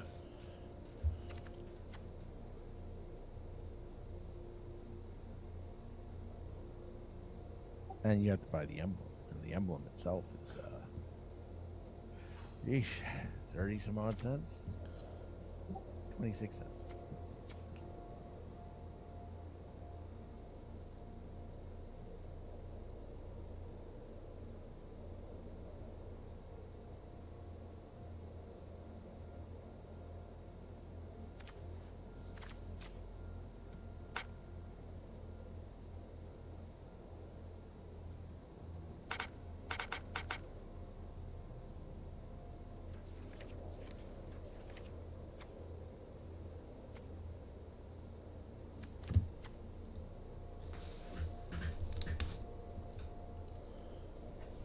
Okay, let's open up my stuff here.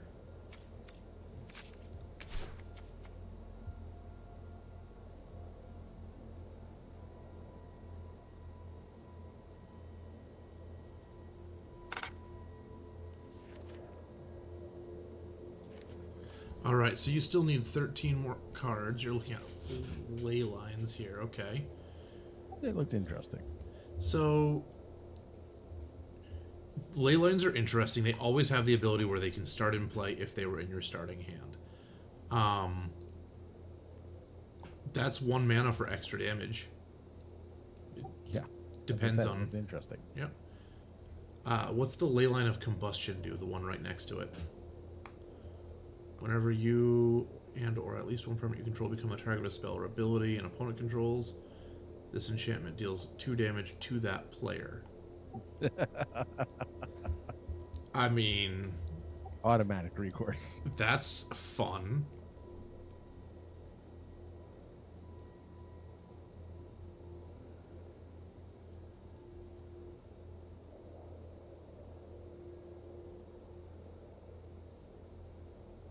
What about the...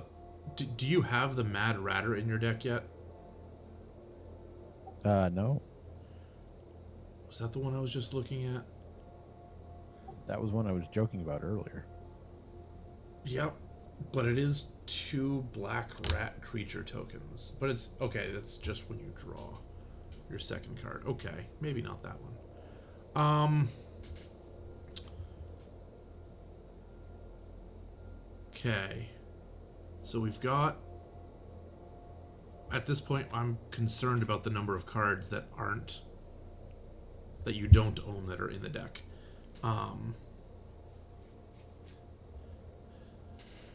There are a few. This is true. Yep. So... Your mana distribution... Okay, your mana curve is kind of okay.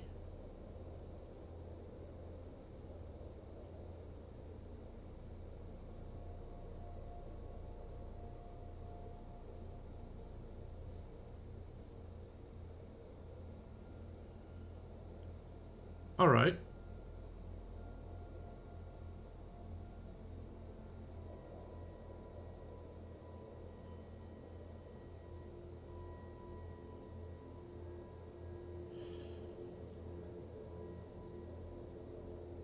What's this ogre battle driver?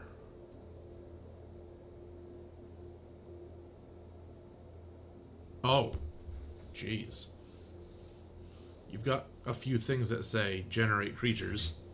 That could actually be really good. Because if you've got 3 things out that say when this creature attacks, generate a creature, and then you... That's a lot of power. Yes, yes it is. Then it's a creature in of itself. Yep, and you have it already. Okay, so let's start looking at... No, I do think you need a few more creatures. What about this one? Whenever you attack, target attacking creature gets +1/+0 and gains first strike until end of turn. Yeah, sure.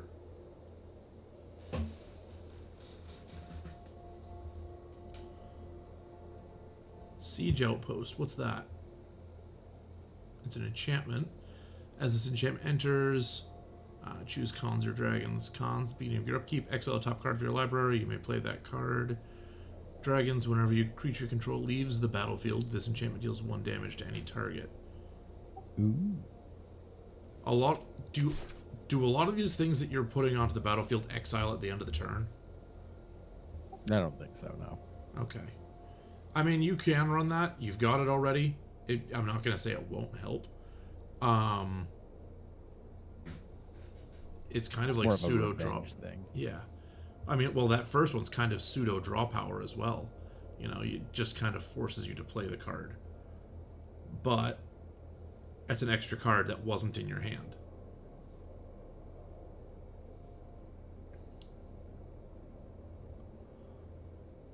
Okay. Osier. Take a look at Osier. Next one over. Osier. Oh, okay. If a red source you control would deal an amount of damage, of non-combat damage, less than his power to an opponent, it deals damage equal to Osier's power instead.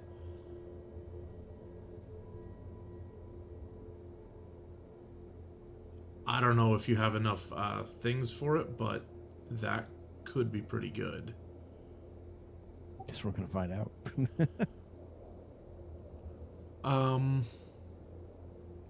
Okay. Let's see, you need 8 more.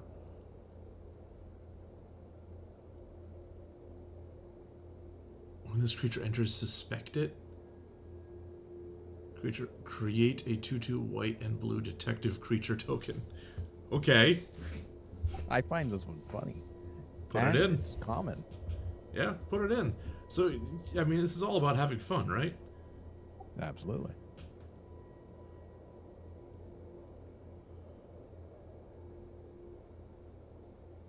All right. Let's move on.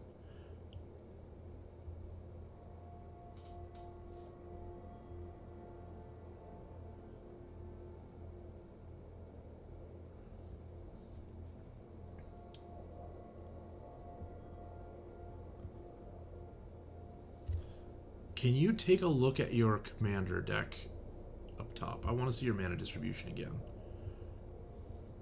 You've got 2 at 5, 2 at 6. So you can afford to put a couple more big ones in here. I don't generally like to have too many, but if you have, like, let's say 2 more big ticket cards, that's not terrible. You just don't want to have your deck full of them, because then you're, in the beginning of the game, you're just stuck with a bunch of bricks. Right. What about this this enchantment here? You can put it in. I don't mind that enchantment. You know, it's direct damage. But that does require you to cast 2 spells to get there. Yeah. You'll probably get there a few times, so...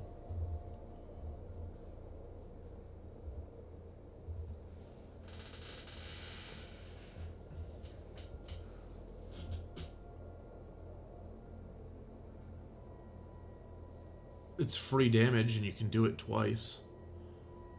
The switchgrass grazer. Yeah.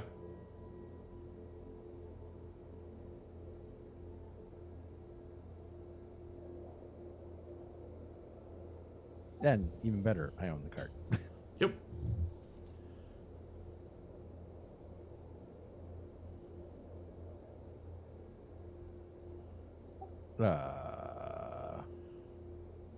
I don't what really. does Bound do? I don't really know. It doesn't describe it. It's not a mechanic that I'm familiar with. Mean to click it.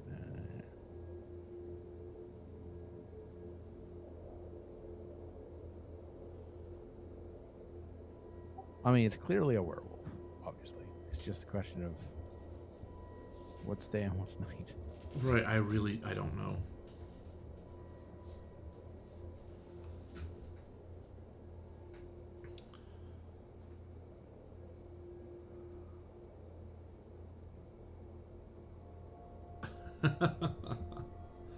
Two-headed giant.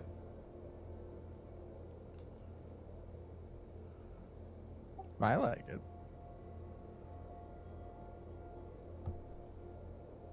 Sure.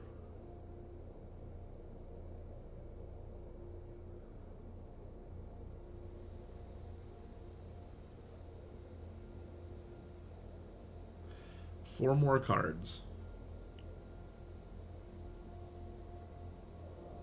Oh, somehow I still haven't found any 5 or 6s stacked. Right, you just haven't gone far enough.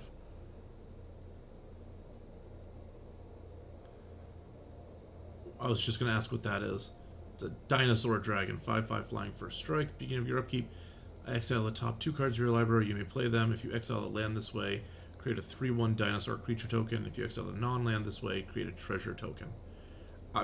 You have it, right? That's literally in your deck or in your collection. Yes, You may as well add it.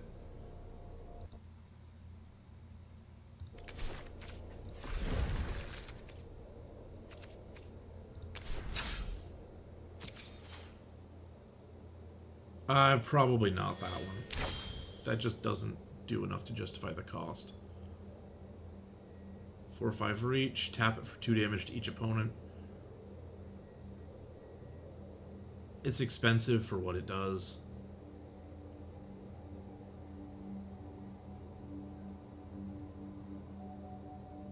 Okay. Sure. Yeah, why not? I feel I need to go back and add a couple more expensive white ones. Okay, go ahead. Just, yeah, disable that and we'll move on.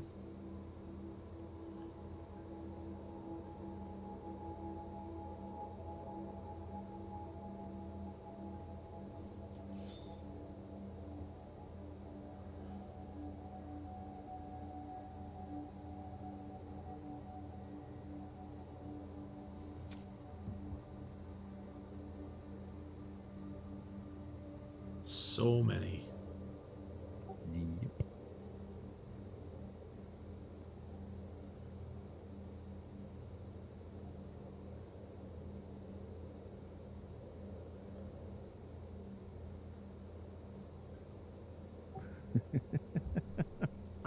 Probably not. For 5 mana, No, that just it's doesn't funny. do a lot. It is a lot. It is funny.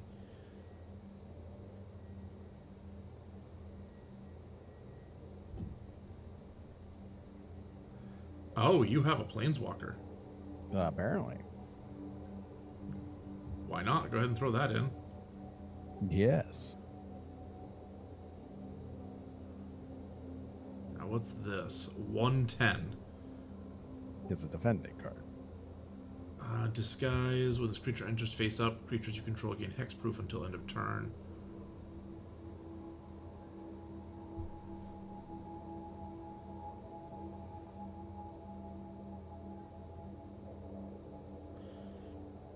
Okay. That's interesting. It is. Let's see if I have any other expensive. Ooh, I have a door thing. I think we looked at this before.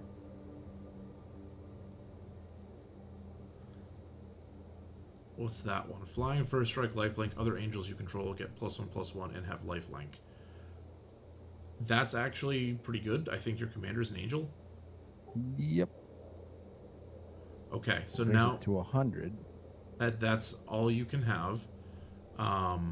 But let's take a look at what you've got. So now see where it says 1x.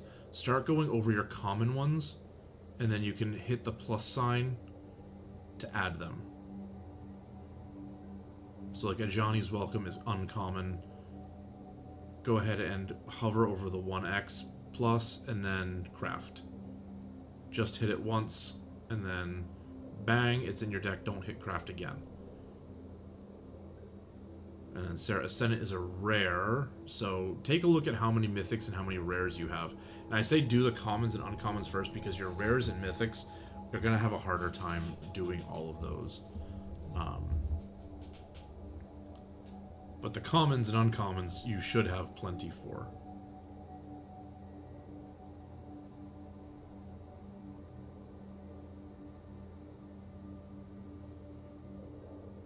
There's your Colossus Hammer, okay.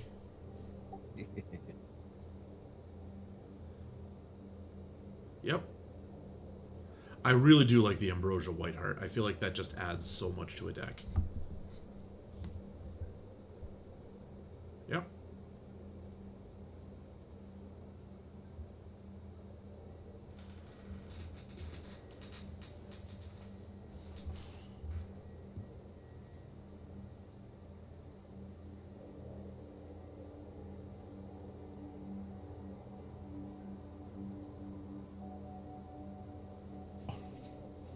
That is such a funny card. I love it. Also, it's kind of nice looking. Yeah.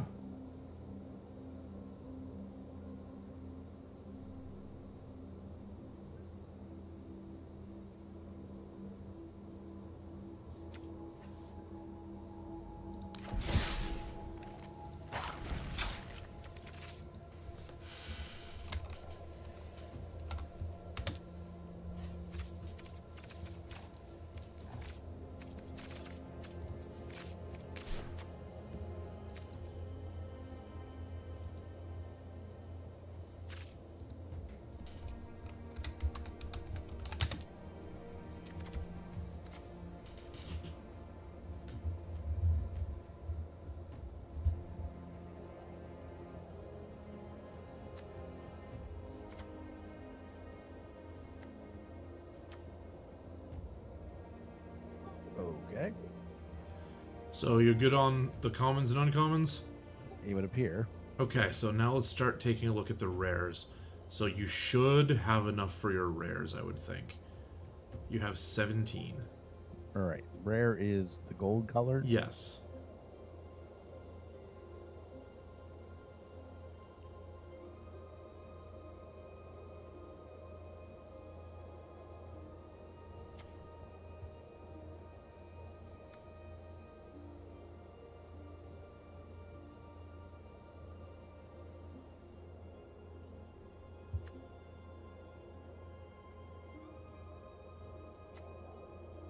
When I see Bilbo's ring, all I can think of is, why shouldn't I keep it?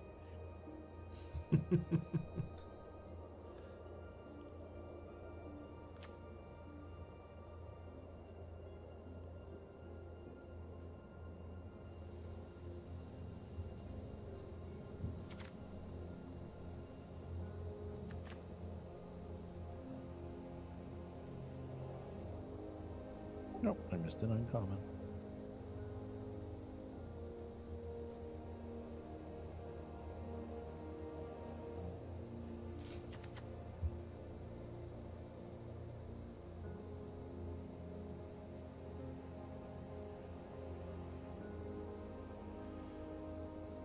All right, that leaves us with 1, 2, 3, 4, 5, 6, 7, 8.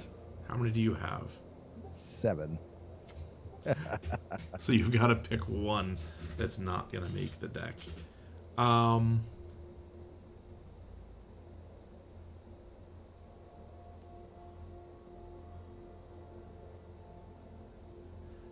Honestly, the Mind's Eye probably is the one that you don't want. Probably. Oh, I accidentally unequipped the Buster Sword.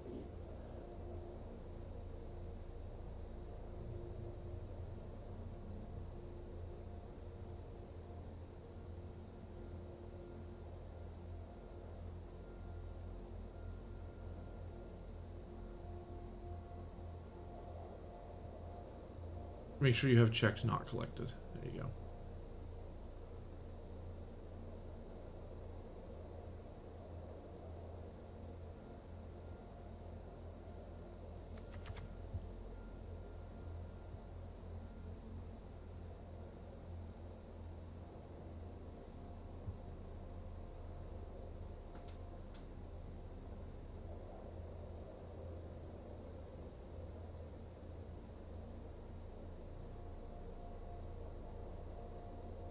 Ooh, I got an achievement for that one.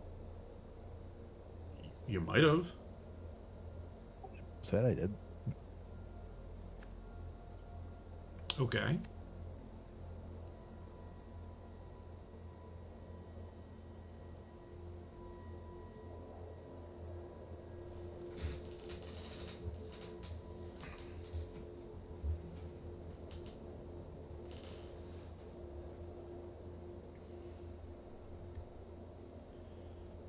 Is that all of them? Except Mind's Eye, and somehow I have one mythic left. So I can make it after all. Before you do me humor me. Search Frodo.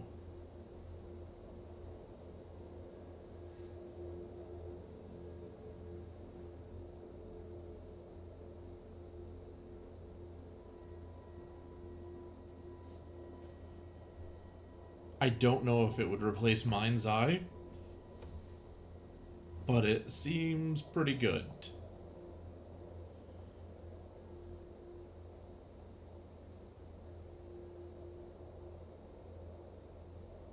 Yeah, it does.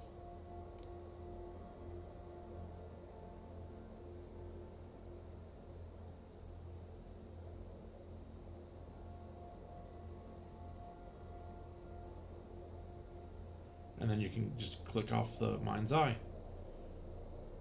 Now, real quick, I want to look at lands again. Sure. And now you can see the ones that are not in your collection.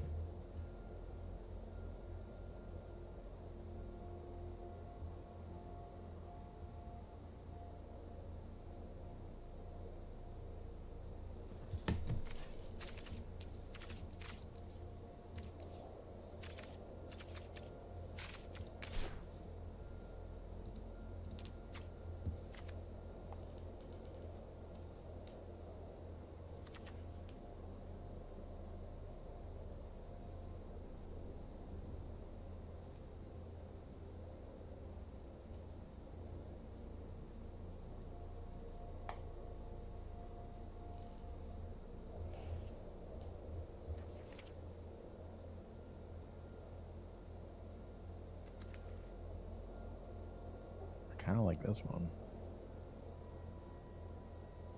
Okay.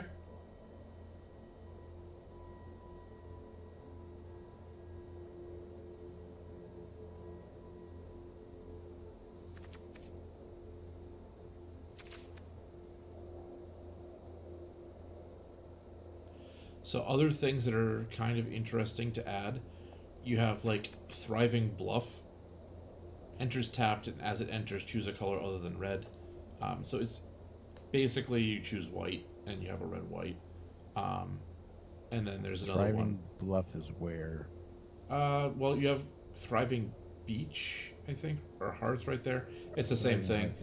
The thing is, it still enters tap, so it's really no different than any of the other tap lands. But if you want to use those, it's kind of a weird workaround. I mean, I suppose, or I could just grab a dual land. Right.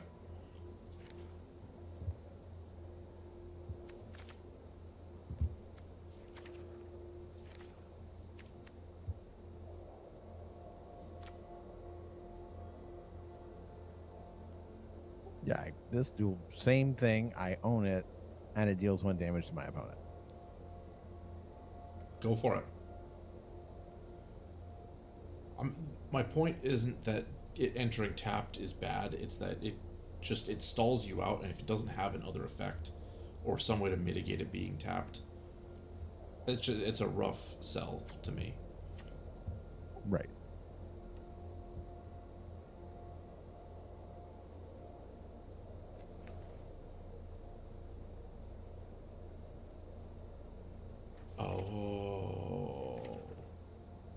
You still have a mythic left, right? Yes. Go back to your whites for a second.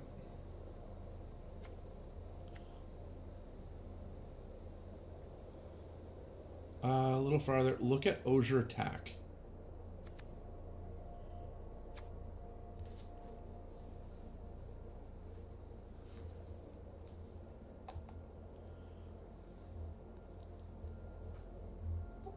Oh. Okay. Just saying, it might be worth finding a place for it, and where it is a land, you can probably just take out a plains.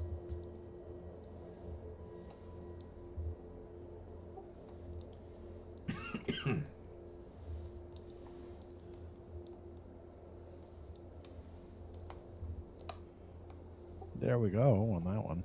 Okay.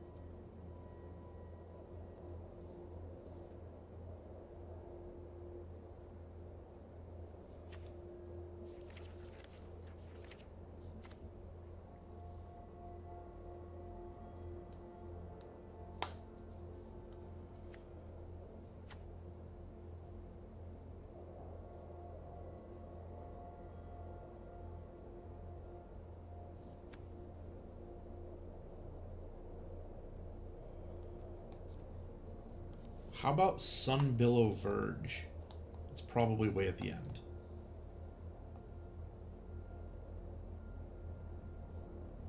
It's a rare one. So you would have to use a rare thing for it, but it doesn't come into play tapped. I'm good with that. And it can tap for a white, or if you have a mountain, it can tap for a red. I think that's a pretty good thing.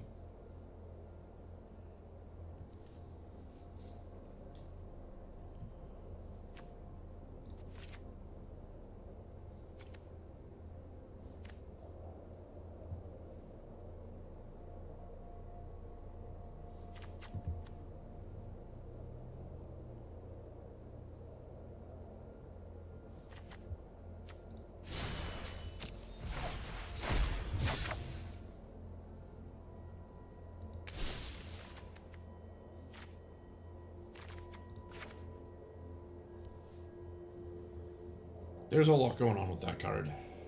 Yes, there is. But it's pretty neat.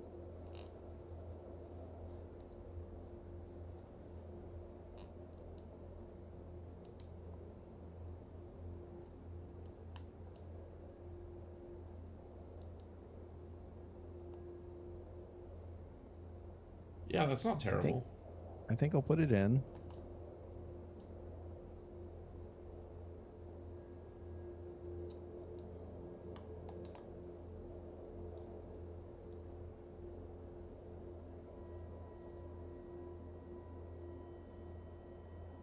And unless you have any other suggestions, I think that makes the deck.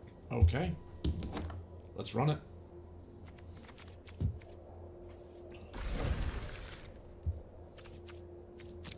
Okay, you ready? Let's give this a test. Achievement to claim.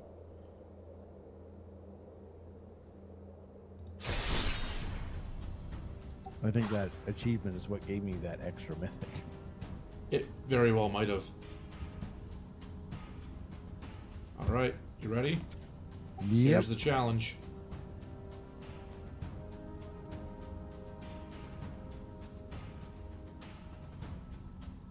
It'll be all the way up.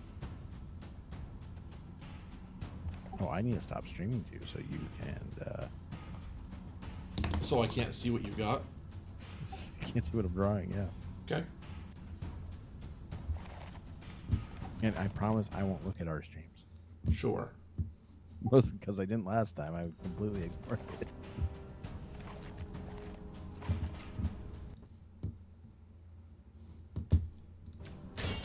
So here's some interesting news for you. You're playing red-white. I am playing red-white. I think I need to change the box art.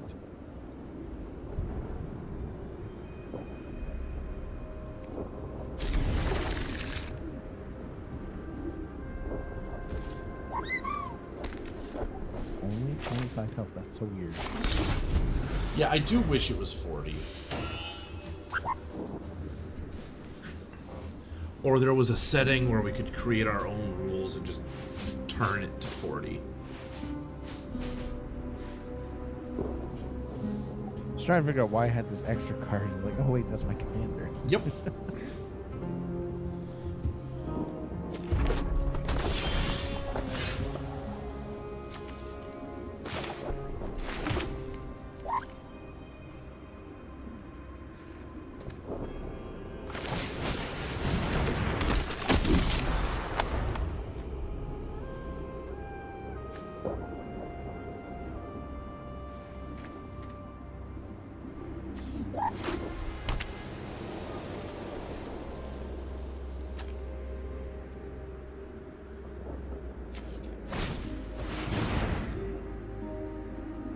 Well, this is interesting. It's letting me choose all from all the colors.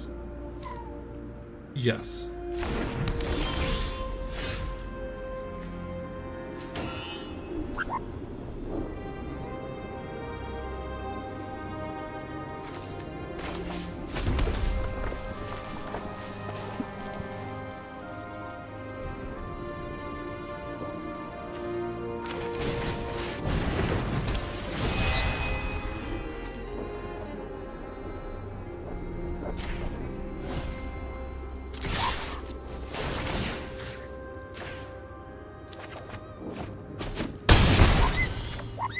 Well, now back to a normal 20. Yep.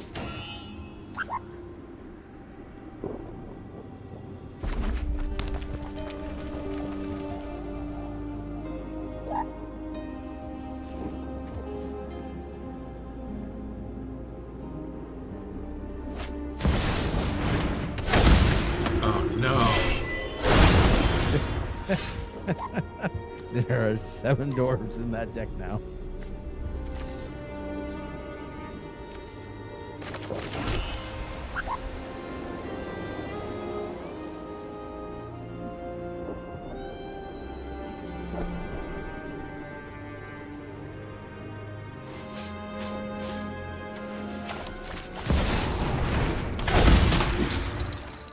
That has a lot of stuff.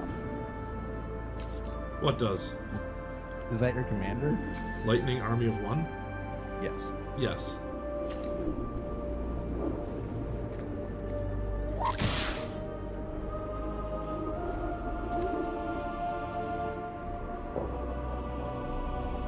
At the time that cart was created, I do not believe Magic Gathering had the agreement with Disney, so I doubt they're called that. Yeah, that's probably true. It just says 7 dwarves.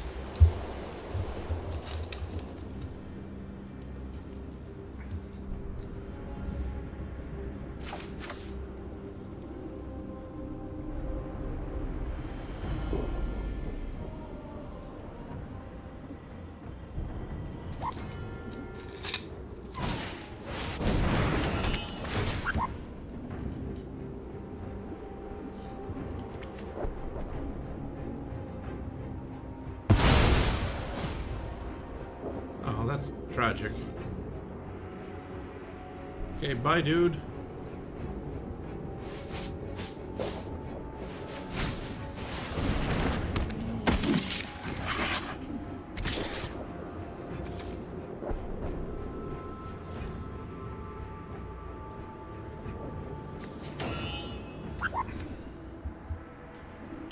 Is it worth my commander to block him?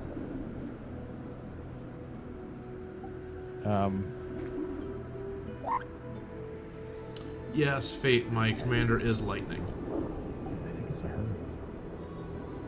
You might be right, and I think the answer is yes.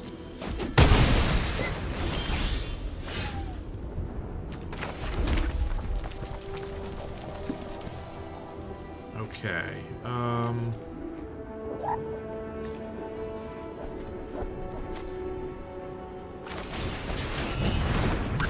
Oh, right, lightning has first strike. Okay, that's why lightning didn't die.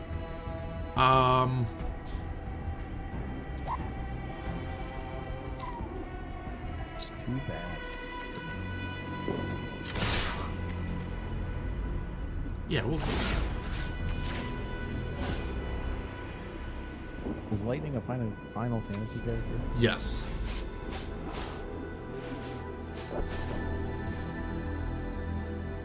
No, it's asking. Who's attacking? Lightning and Valiant Emberkin.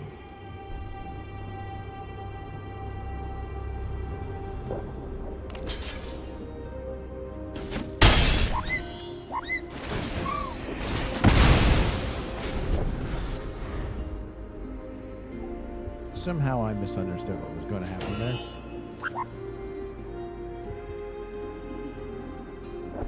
So basically, what happened there is, what Lightning has first strike. When she deals combat damage to a player, any of my sources for the rest of the turn do double damage to you or anything you control.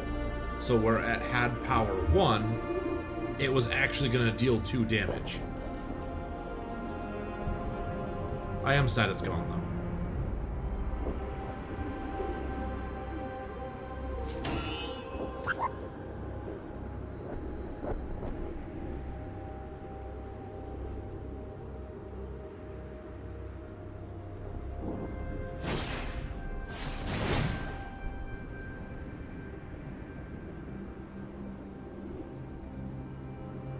So now this Hazard's Monument, you do not have to discard a card. Okay. What's this one? I'm just not getting what I want.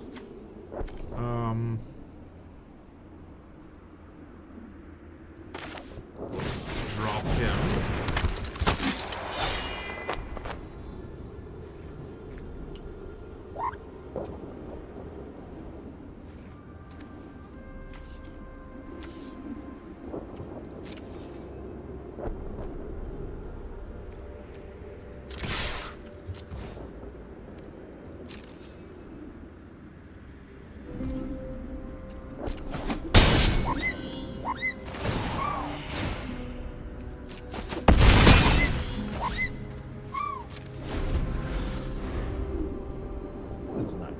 So are you just not getting land? Is that what's going on here? I don't have any more land. That's what you're saying. Well, I mean, you're at 4 land, so, and I have 6, so I can see that you've missed a couple of land drops. I'm just kind of wondering, is that what's happening here, where you're just not getting the land so you can cast cards? Oh, okay. Hi, Elspeth. So it's showing on your card, but it's just hovering there. I have an ability that I can activate, and it's asking me whether or not I want to let that resolve or do something first. Begins. That's why. So last turn, when I was trying to pick things, that's what was happening. Yes, I was reading the card, figuring out if I want to respond to it. Okay, I was very confused what was happening. It should really tell you that. Ah, okay. Not you should tell me that. It should tell me that. So now to use Elspeth, you would click on it and then choose an ability that you're going to use.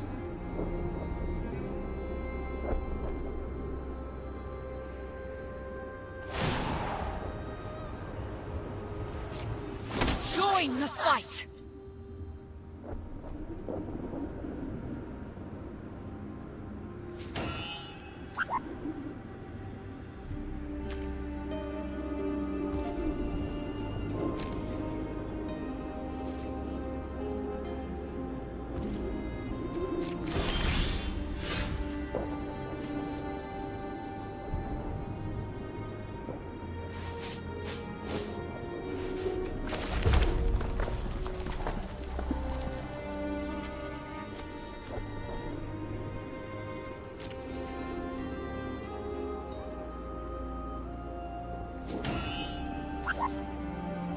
Why is it asking me to pass? Because you have an ability you can activate. You can tap the Soul Mender to gain 1 life. You don't have to. You can. Yep, I completely forgot that was a tap. Okay, I'm gonna let that resolve. And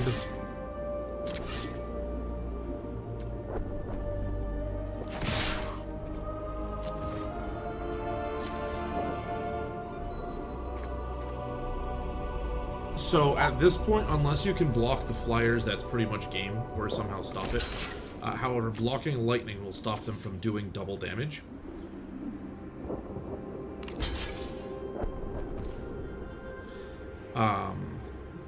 Solid. Except lightning crits.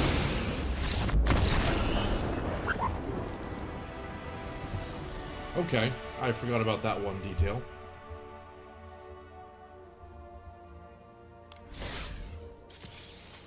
Okay, so what happened there? You were off to a pretty good start, honestly.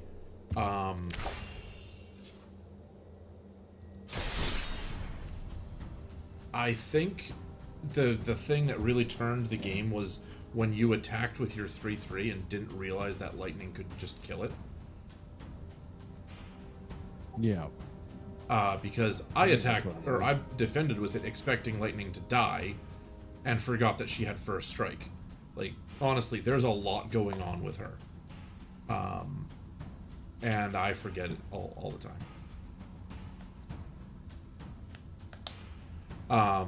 But at that point, I think that's kind of when the game turned.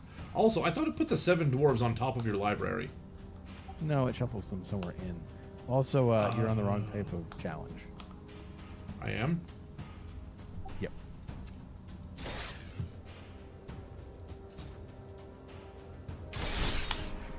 I guess I am.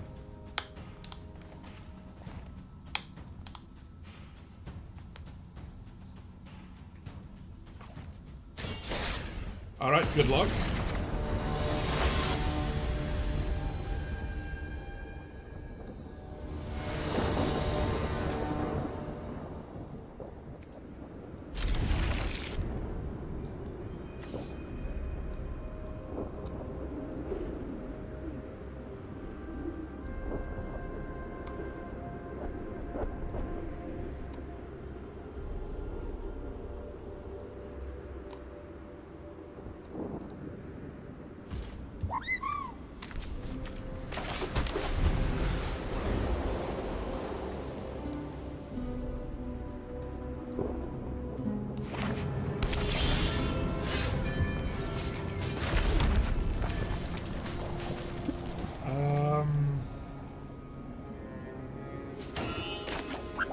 Yeah, let's do that.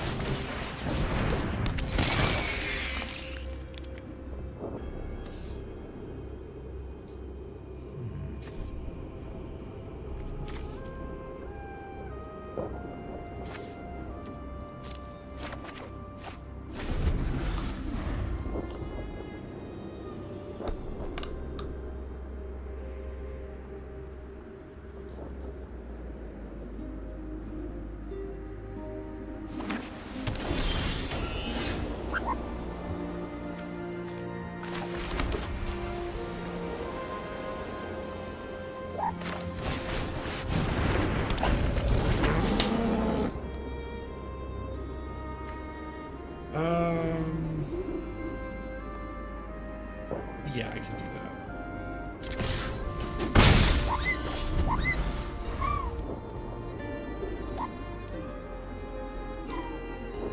All right.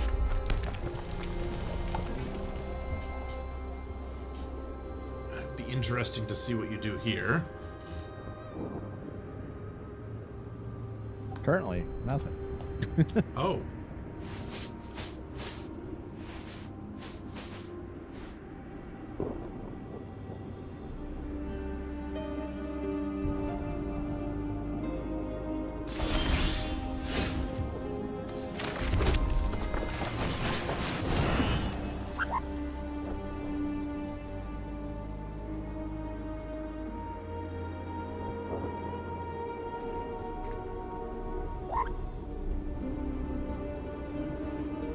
saying I can resolve with a card that doesn't make any sense? So you have something in your hand you can cast. I don't know what it is because I can't see your hand. But basically, you have an instant or sorcery that you can do something to. Or you have an instant. Or a card with flash. So like if you have the Well, I had Ambrosia an White instant, card. but it didn't make sense on what I was asking. Oh, okay.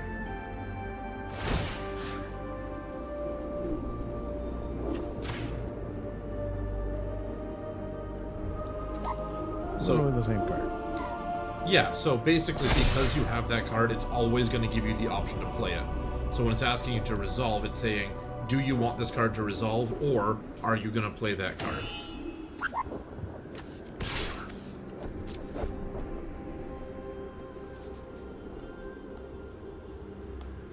Which creature is attacking? The Boros Reckoner, the tapped one. Also, you can it has a red arrow pointing towards you. Yeah, but it also tapped before it attacked. That's why I couldn't think.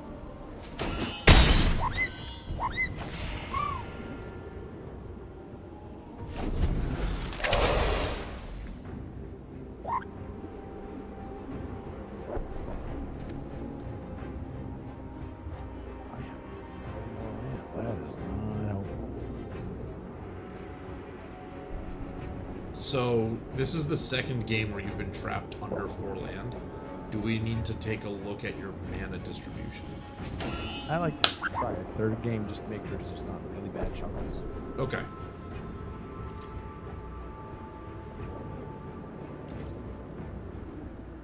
No.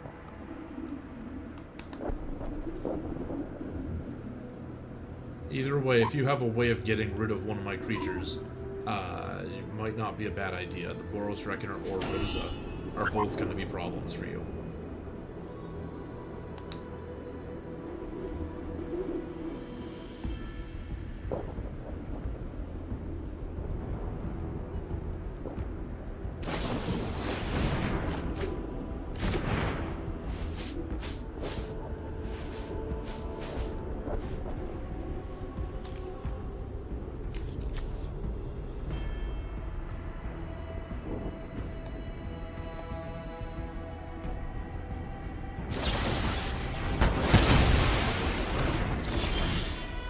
Okay. That was something. Yep.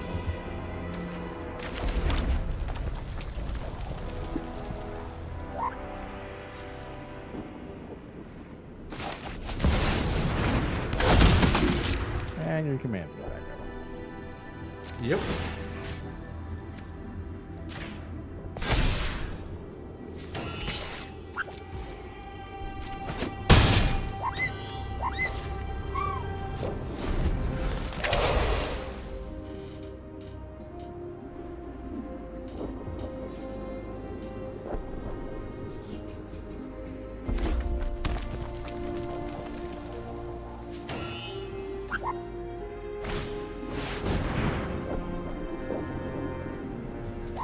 Okay, well that's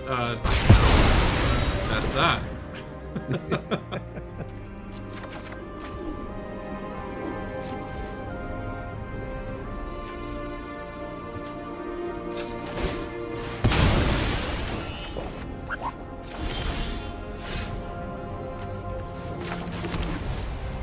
All right, what am I looking at here?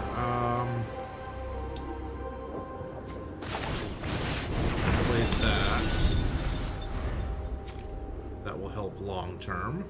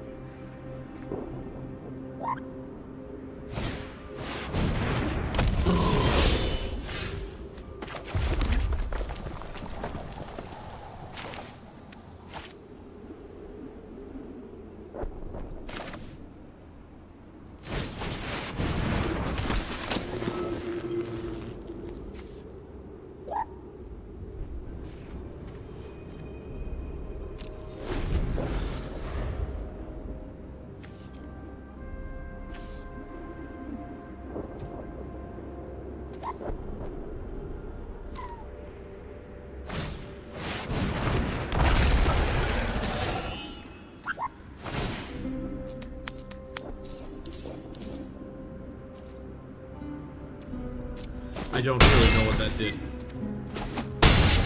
Oh, double strike. gave him double strike. That's great. I thought it was great.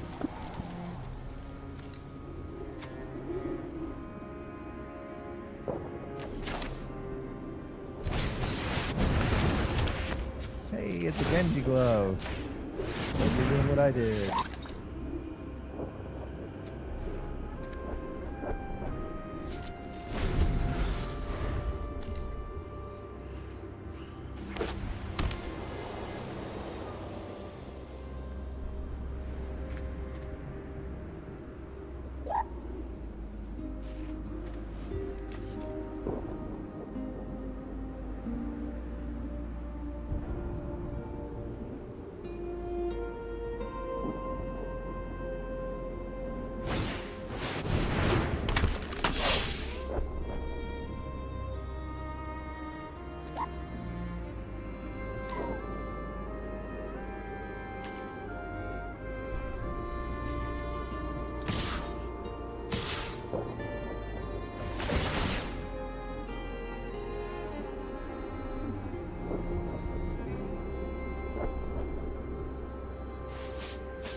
Yeah, it's probably best if you don't target Minwoo with that. No, didn't realize what I was talking about. Right.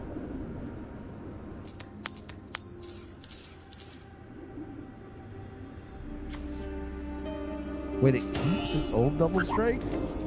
Oh no, it got the double strike. It has from the other dude. first strike. It got double strike from... No, it looks like it just keeps it.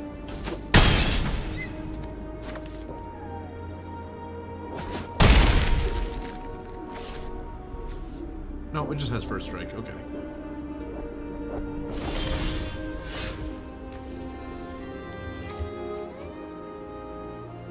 Oh, that's not what I needed.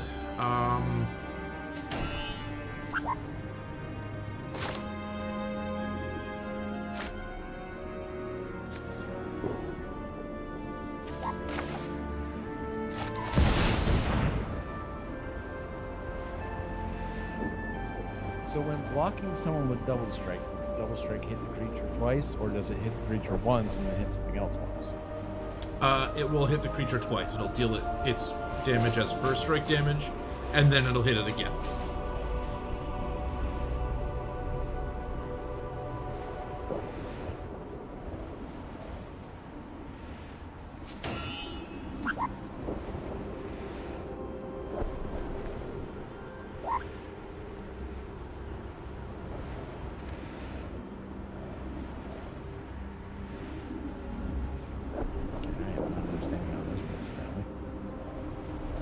I'm not sure what you're looking at, so I can't really tell you. But it looks like you have at least something you can play from your hand. I think I was misunderstanding how it could be played. Ah, gotcha. I thought it was saying I could play it on lightning, but I don't think I can play it until lightning is already on the field. Okay, that would make sense.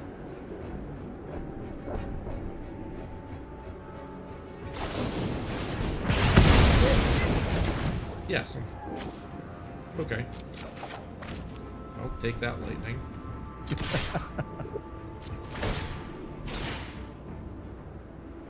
Okay. Oh, you let it through. Yeah, because double strike would have killed the blocker anyway. Yeah. Oh, but the blocker would have blocked both. Correct. Misunderstood. So here we go again.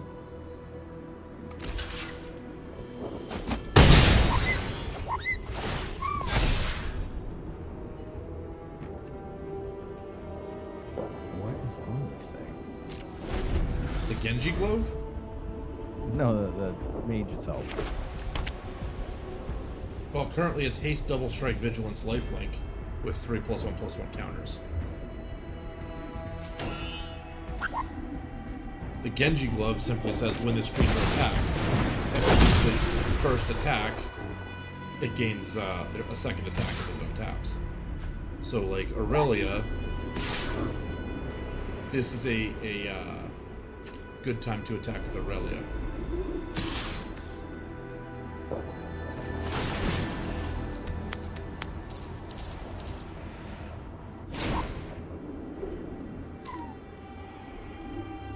Okay, so now I choose blockers. No, it's asking you. It really needs to explain that it's letting you do things. Right.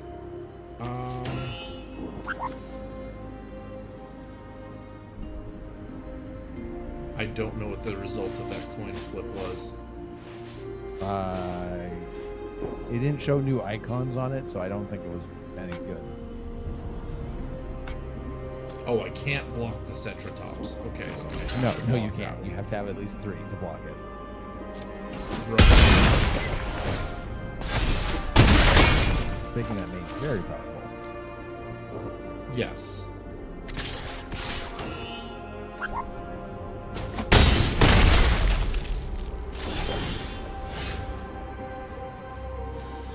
Okay.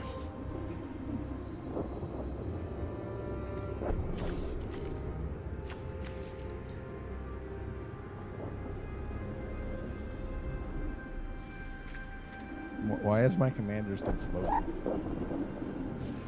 It flies. Oh, That's the that's- visual representation of flying. And yes, Fate Aurelia has vigilance.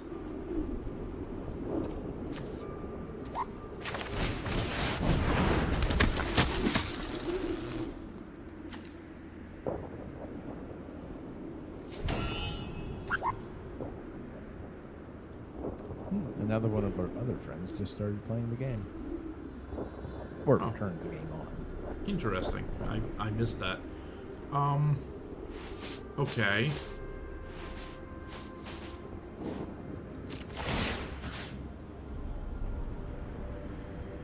You may attach any number of equipment you control to target creature you control. I don't want to do this. Okay, well. I don't want to. No, I don't want to move it. There. Oh, Beatrix has haste. Alright, Wow, this they both have haste. So the could haste is actually blue. be game. If the haste is blue, it means it's coming from something else, right? I think so. Double strike is definitely coming from the gloves. Creature has double strike whenever a creature attacks first combat. And there's an additional combat. Yeah, I'm not sure where the first strike is or the haste is coming from.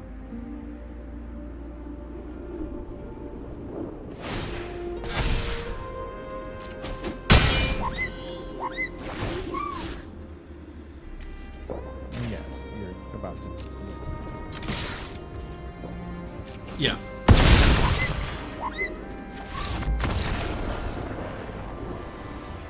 If I had kept one more mana available, I could have just destroyed Zingo. I mean, that would have been a big play there. But I didn't pay attention close enough. Okay, so this time I'm gonna suggest you stream with your screen. You play with your screen open. Maybe I can help you understand certain mechanics and the way things work a little better if I can see what's going on. Or just notice things sooner. Well, I mean, like, I can't see what's going on in your hand or like why you should or when you should cast certain spells. If you know what I'm saying. Sure.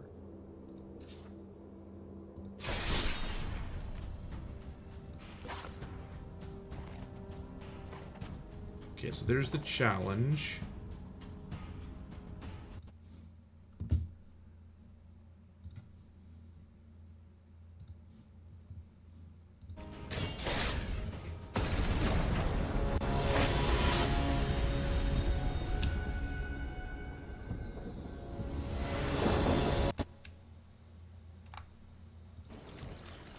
I go first. Okay, do I want a mulligan? I'll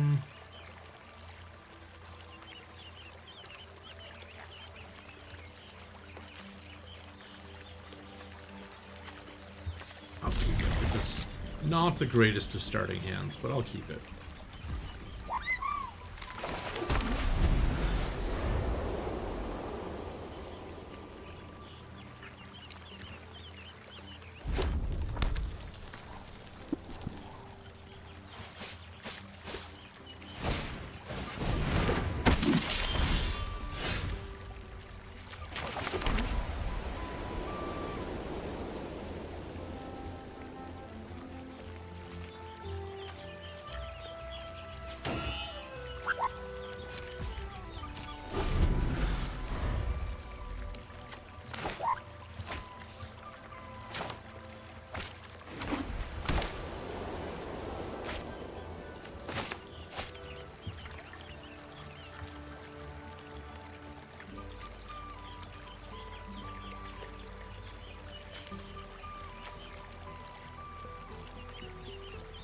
It's weird to have things that are bad to play yet, but really good to play.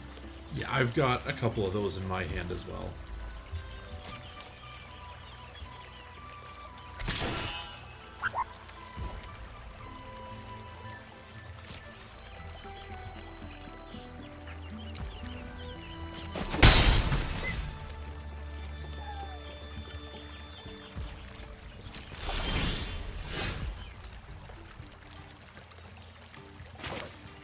Okay.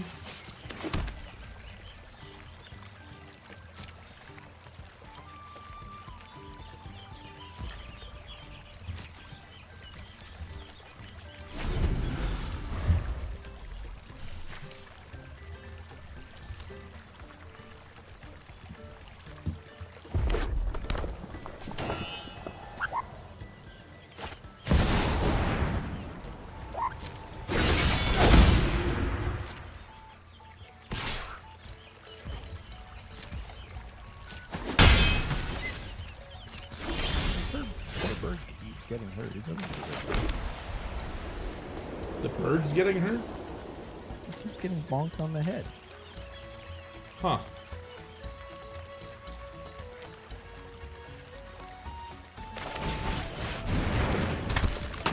Oh, no.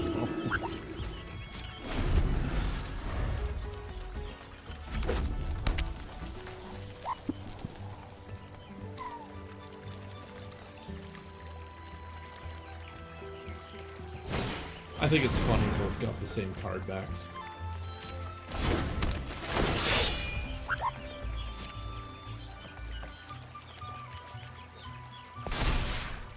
It was the Buster Sword. That's a big ol' sting. Okay.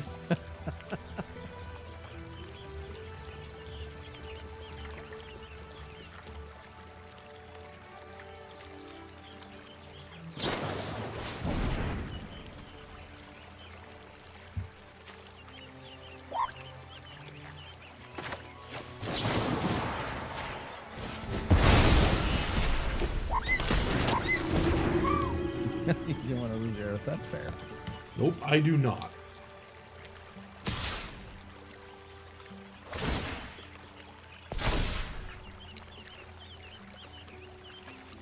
I don't see any reason not to block this.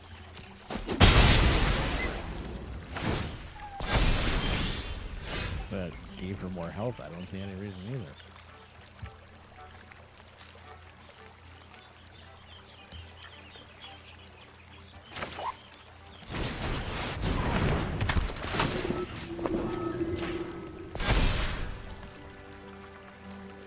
Wait, you just gain life because too?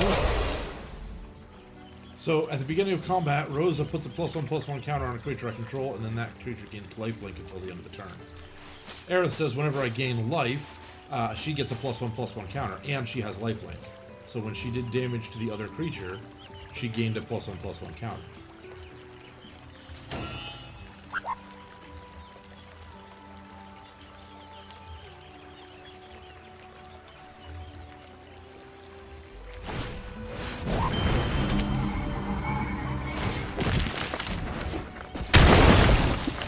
Hey, he's back.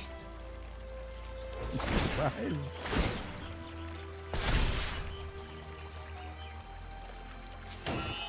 Okay.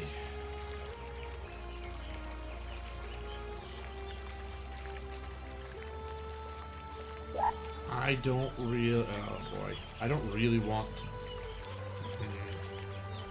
Okay. Your poor bird got hurt. What's that? I said your poor bird got hurt. Ah, he's fine. He's tough.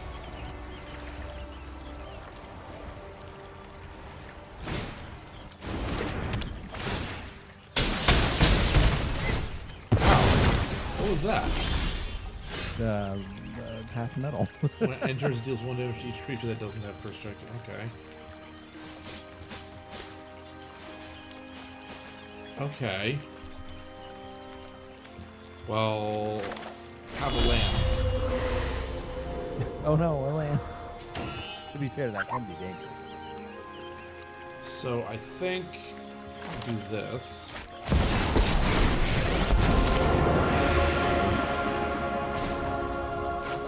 And then we are going to attach it to Aerith.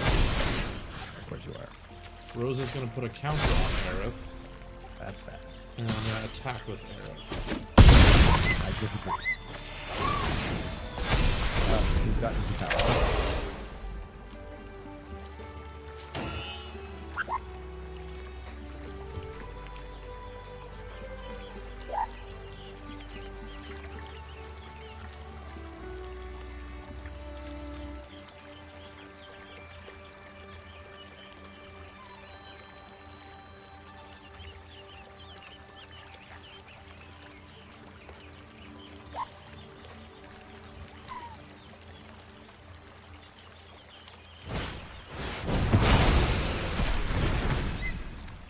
No, I wanted that.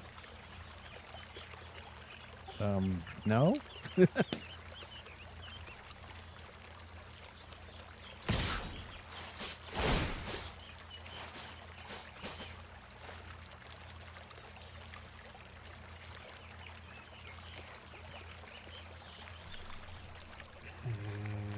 It's fine.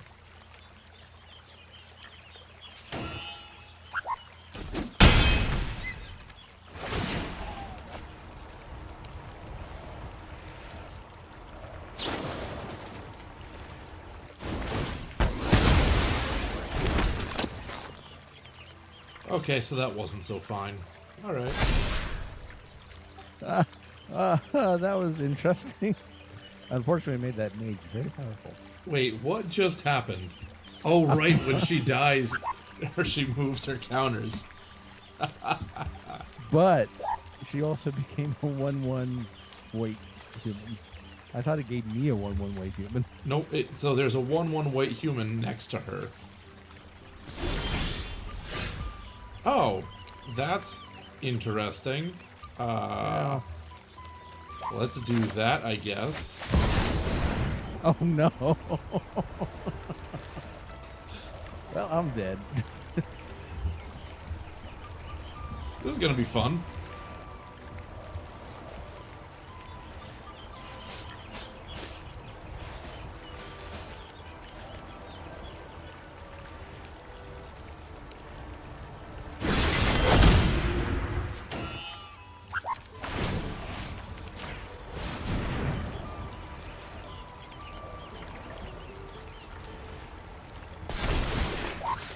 As a ludicrously powerful mage.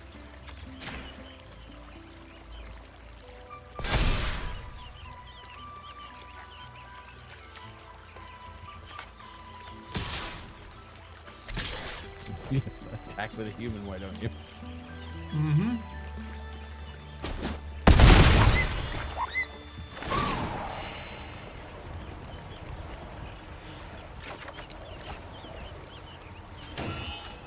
I don't really have anything that I want to cast. I'll say no.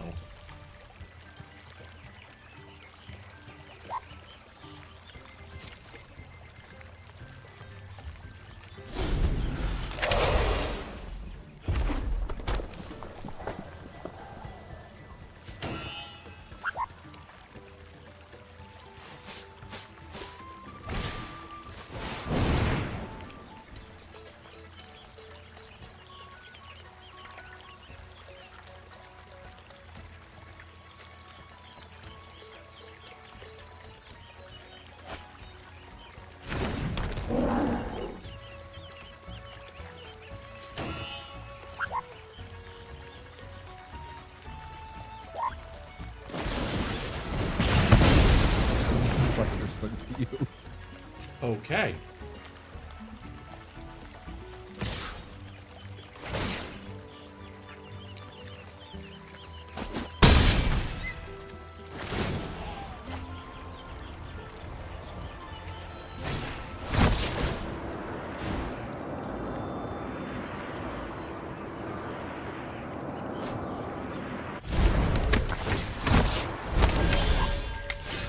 Ooh, okay. There's a detective. Fear him.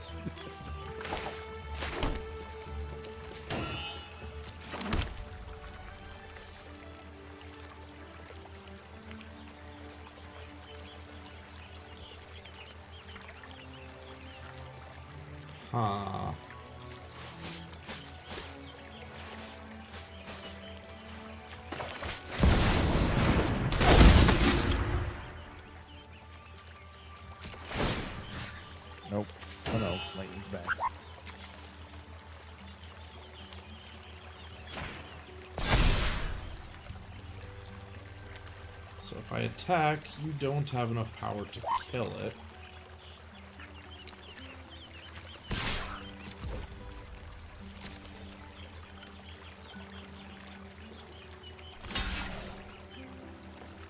That poor detective. Poor detective indeed.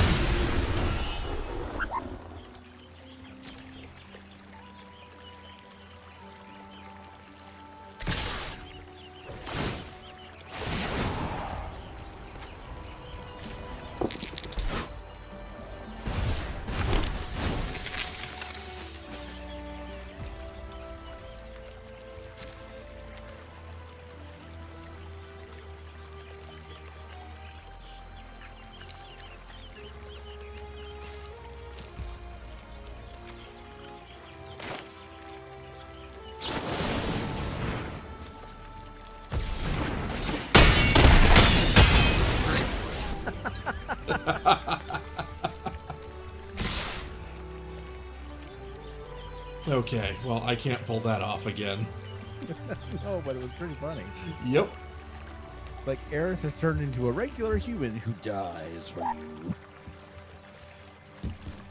Such is the way it is.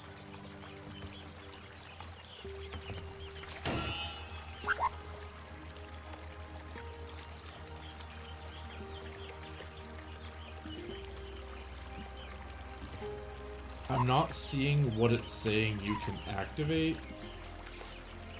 Oh, helps if I press the button. More treasure for you. Okay.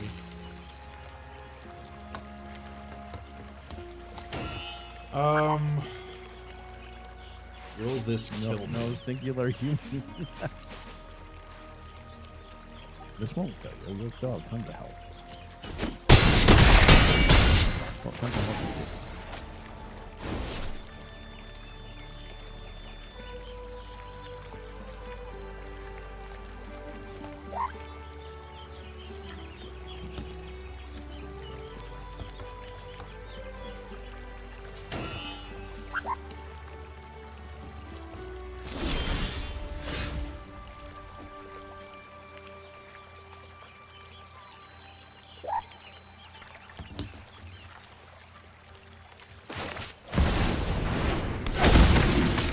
Oh, Cloud showed up. Too bad his sword's dead.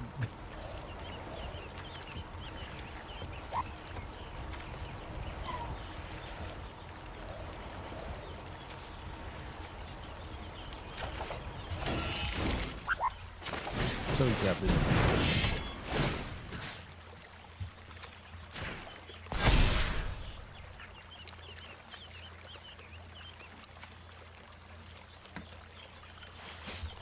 Okay, so I pretty much have to kill you this turn. I mean, it shouldn't be too hard for you.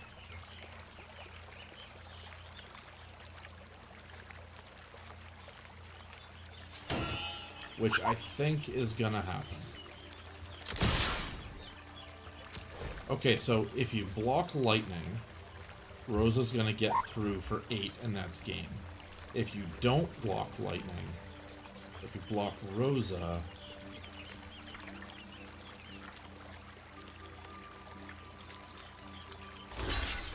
Pretty much the only thing I can try to do. yeah, because lightning's not gonna do enough.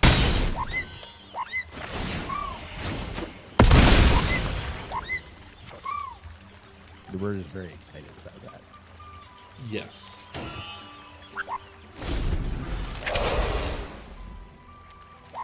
Okay, so you have to do 17 damage this turn, and I only have 1 blocker. If you can get Aurelia on the battlefield, I think that's pretty much it. Because I will have to block Frodo with Cloud.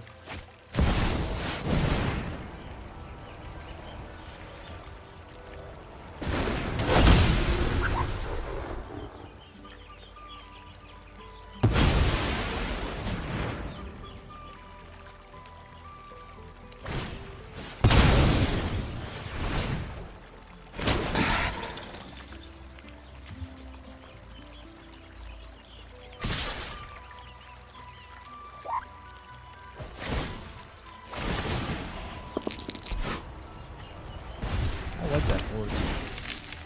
That ogre is pretty interesting. That ogre.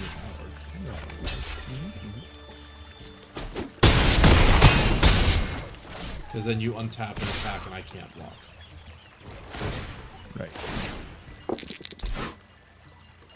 Here, have some more treasure. I love it.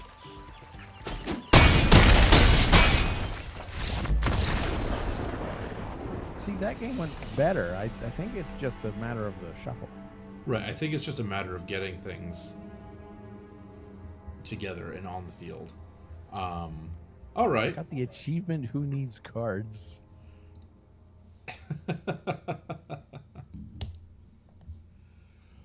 All right. Well, I do think that is all the time we have for today. This Real was... quick, I'm going to open a pack. Oh, go for it. I got Zeldinchit, Yeah, okay. Queen Q Gourmet, Okay. Haste Magic, Okay. Geishel Greens, Magitech Infantry, White Mage's Staff, and You Are Not Alone. Okay. Here, I will also open a pack.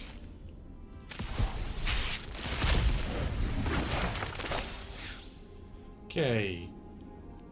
Gigantoad, Sage's Nuthis, Ice Magic, Laughing Mad, Realms Sketching, Grand Pulse Ochu.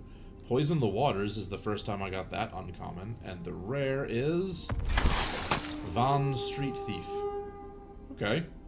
I didn't have any of those. Alright. Well, that was fun. Thank you for the games. I hope that deck serves you well. I mean, it's more functional than the other ones that come by default. Yeah. So, that's going to be it. Thanks for watching, everybody, and we will see you all next time. Have a good weekend, everyone.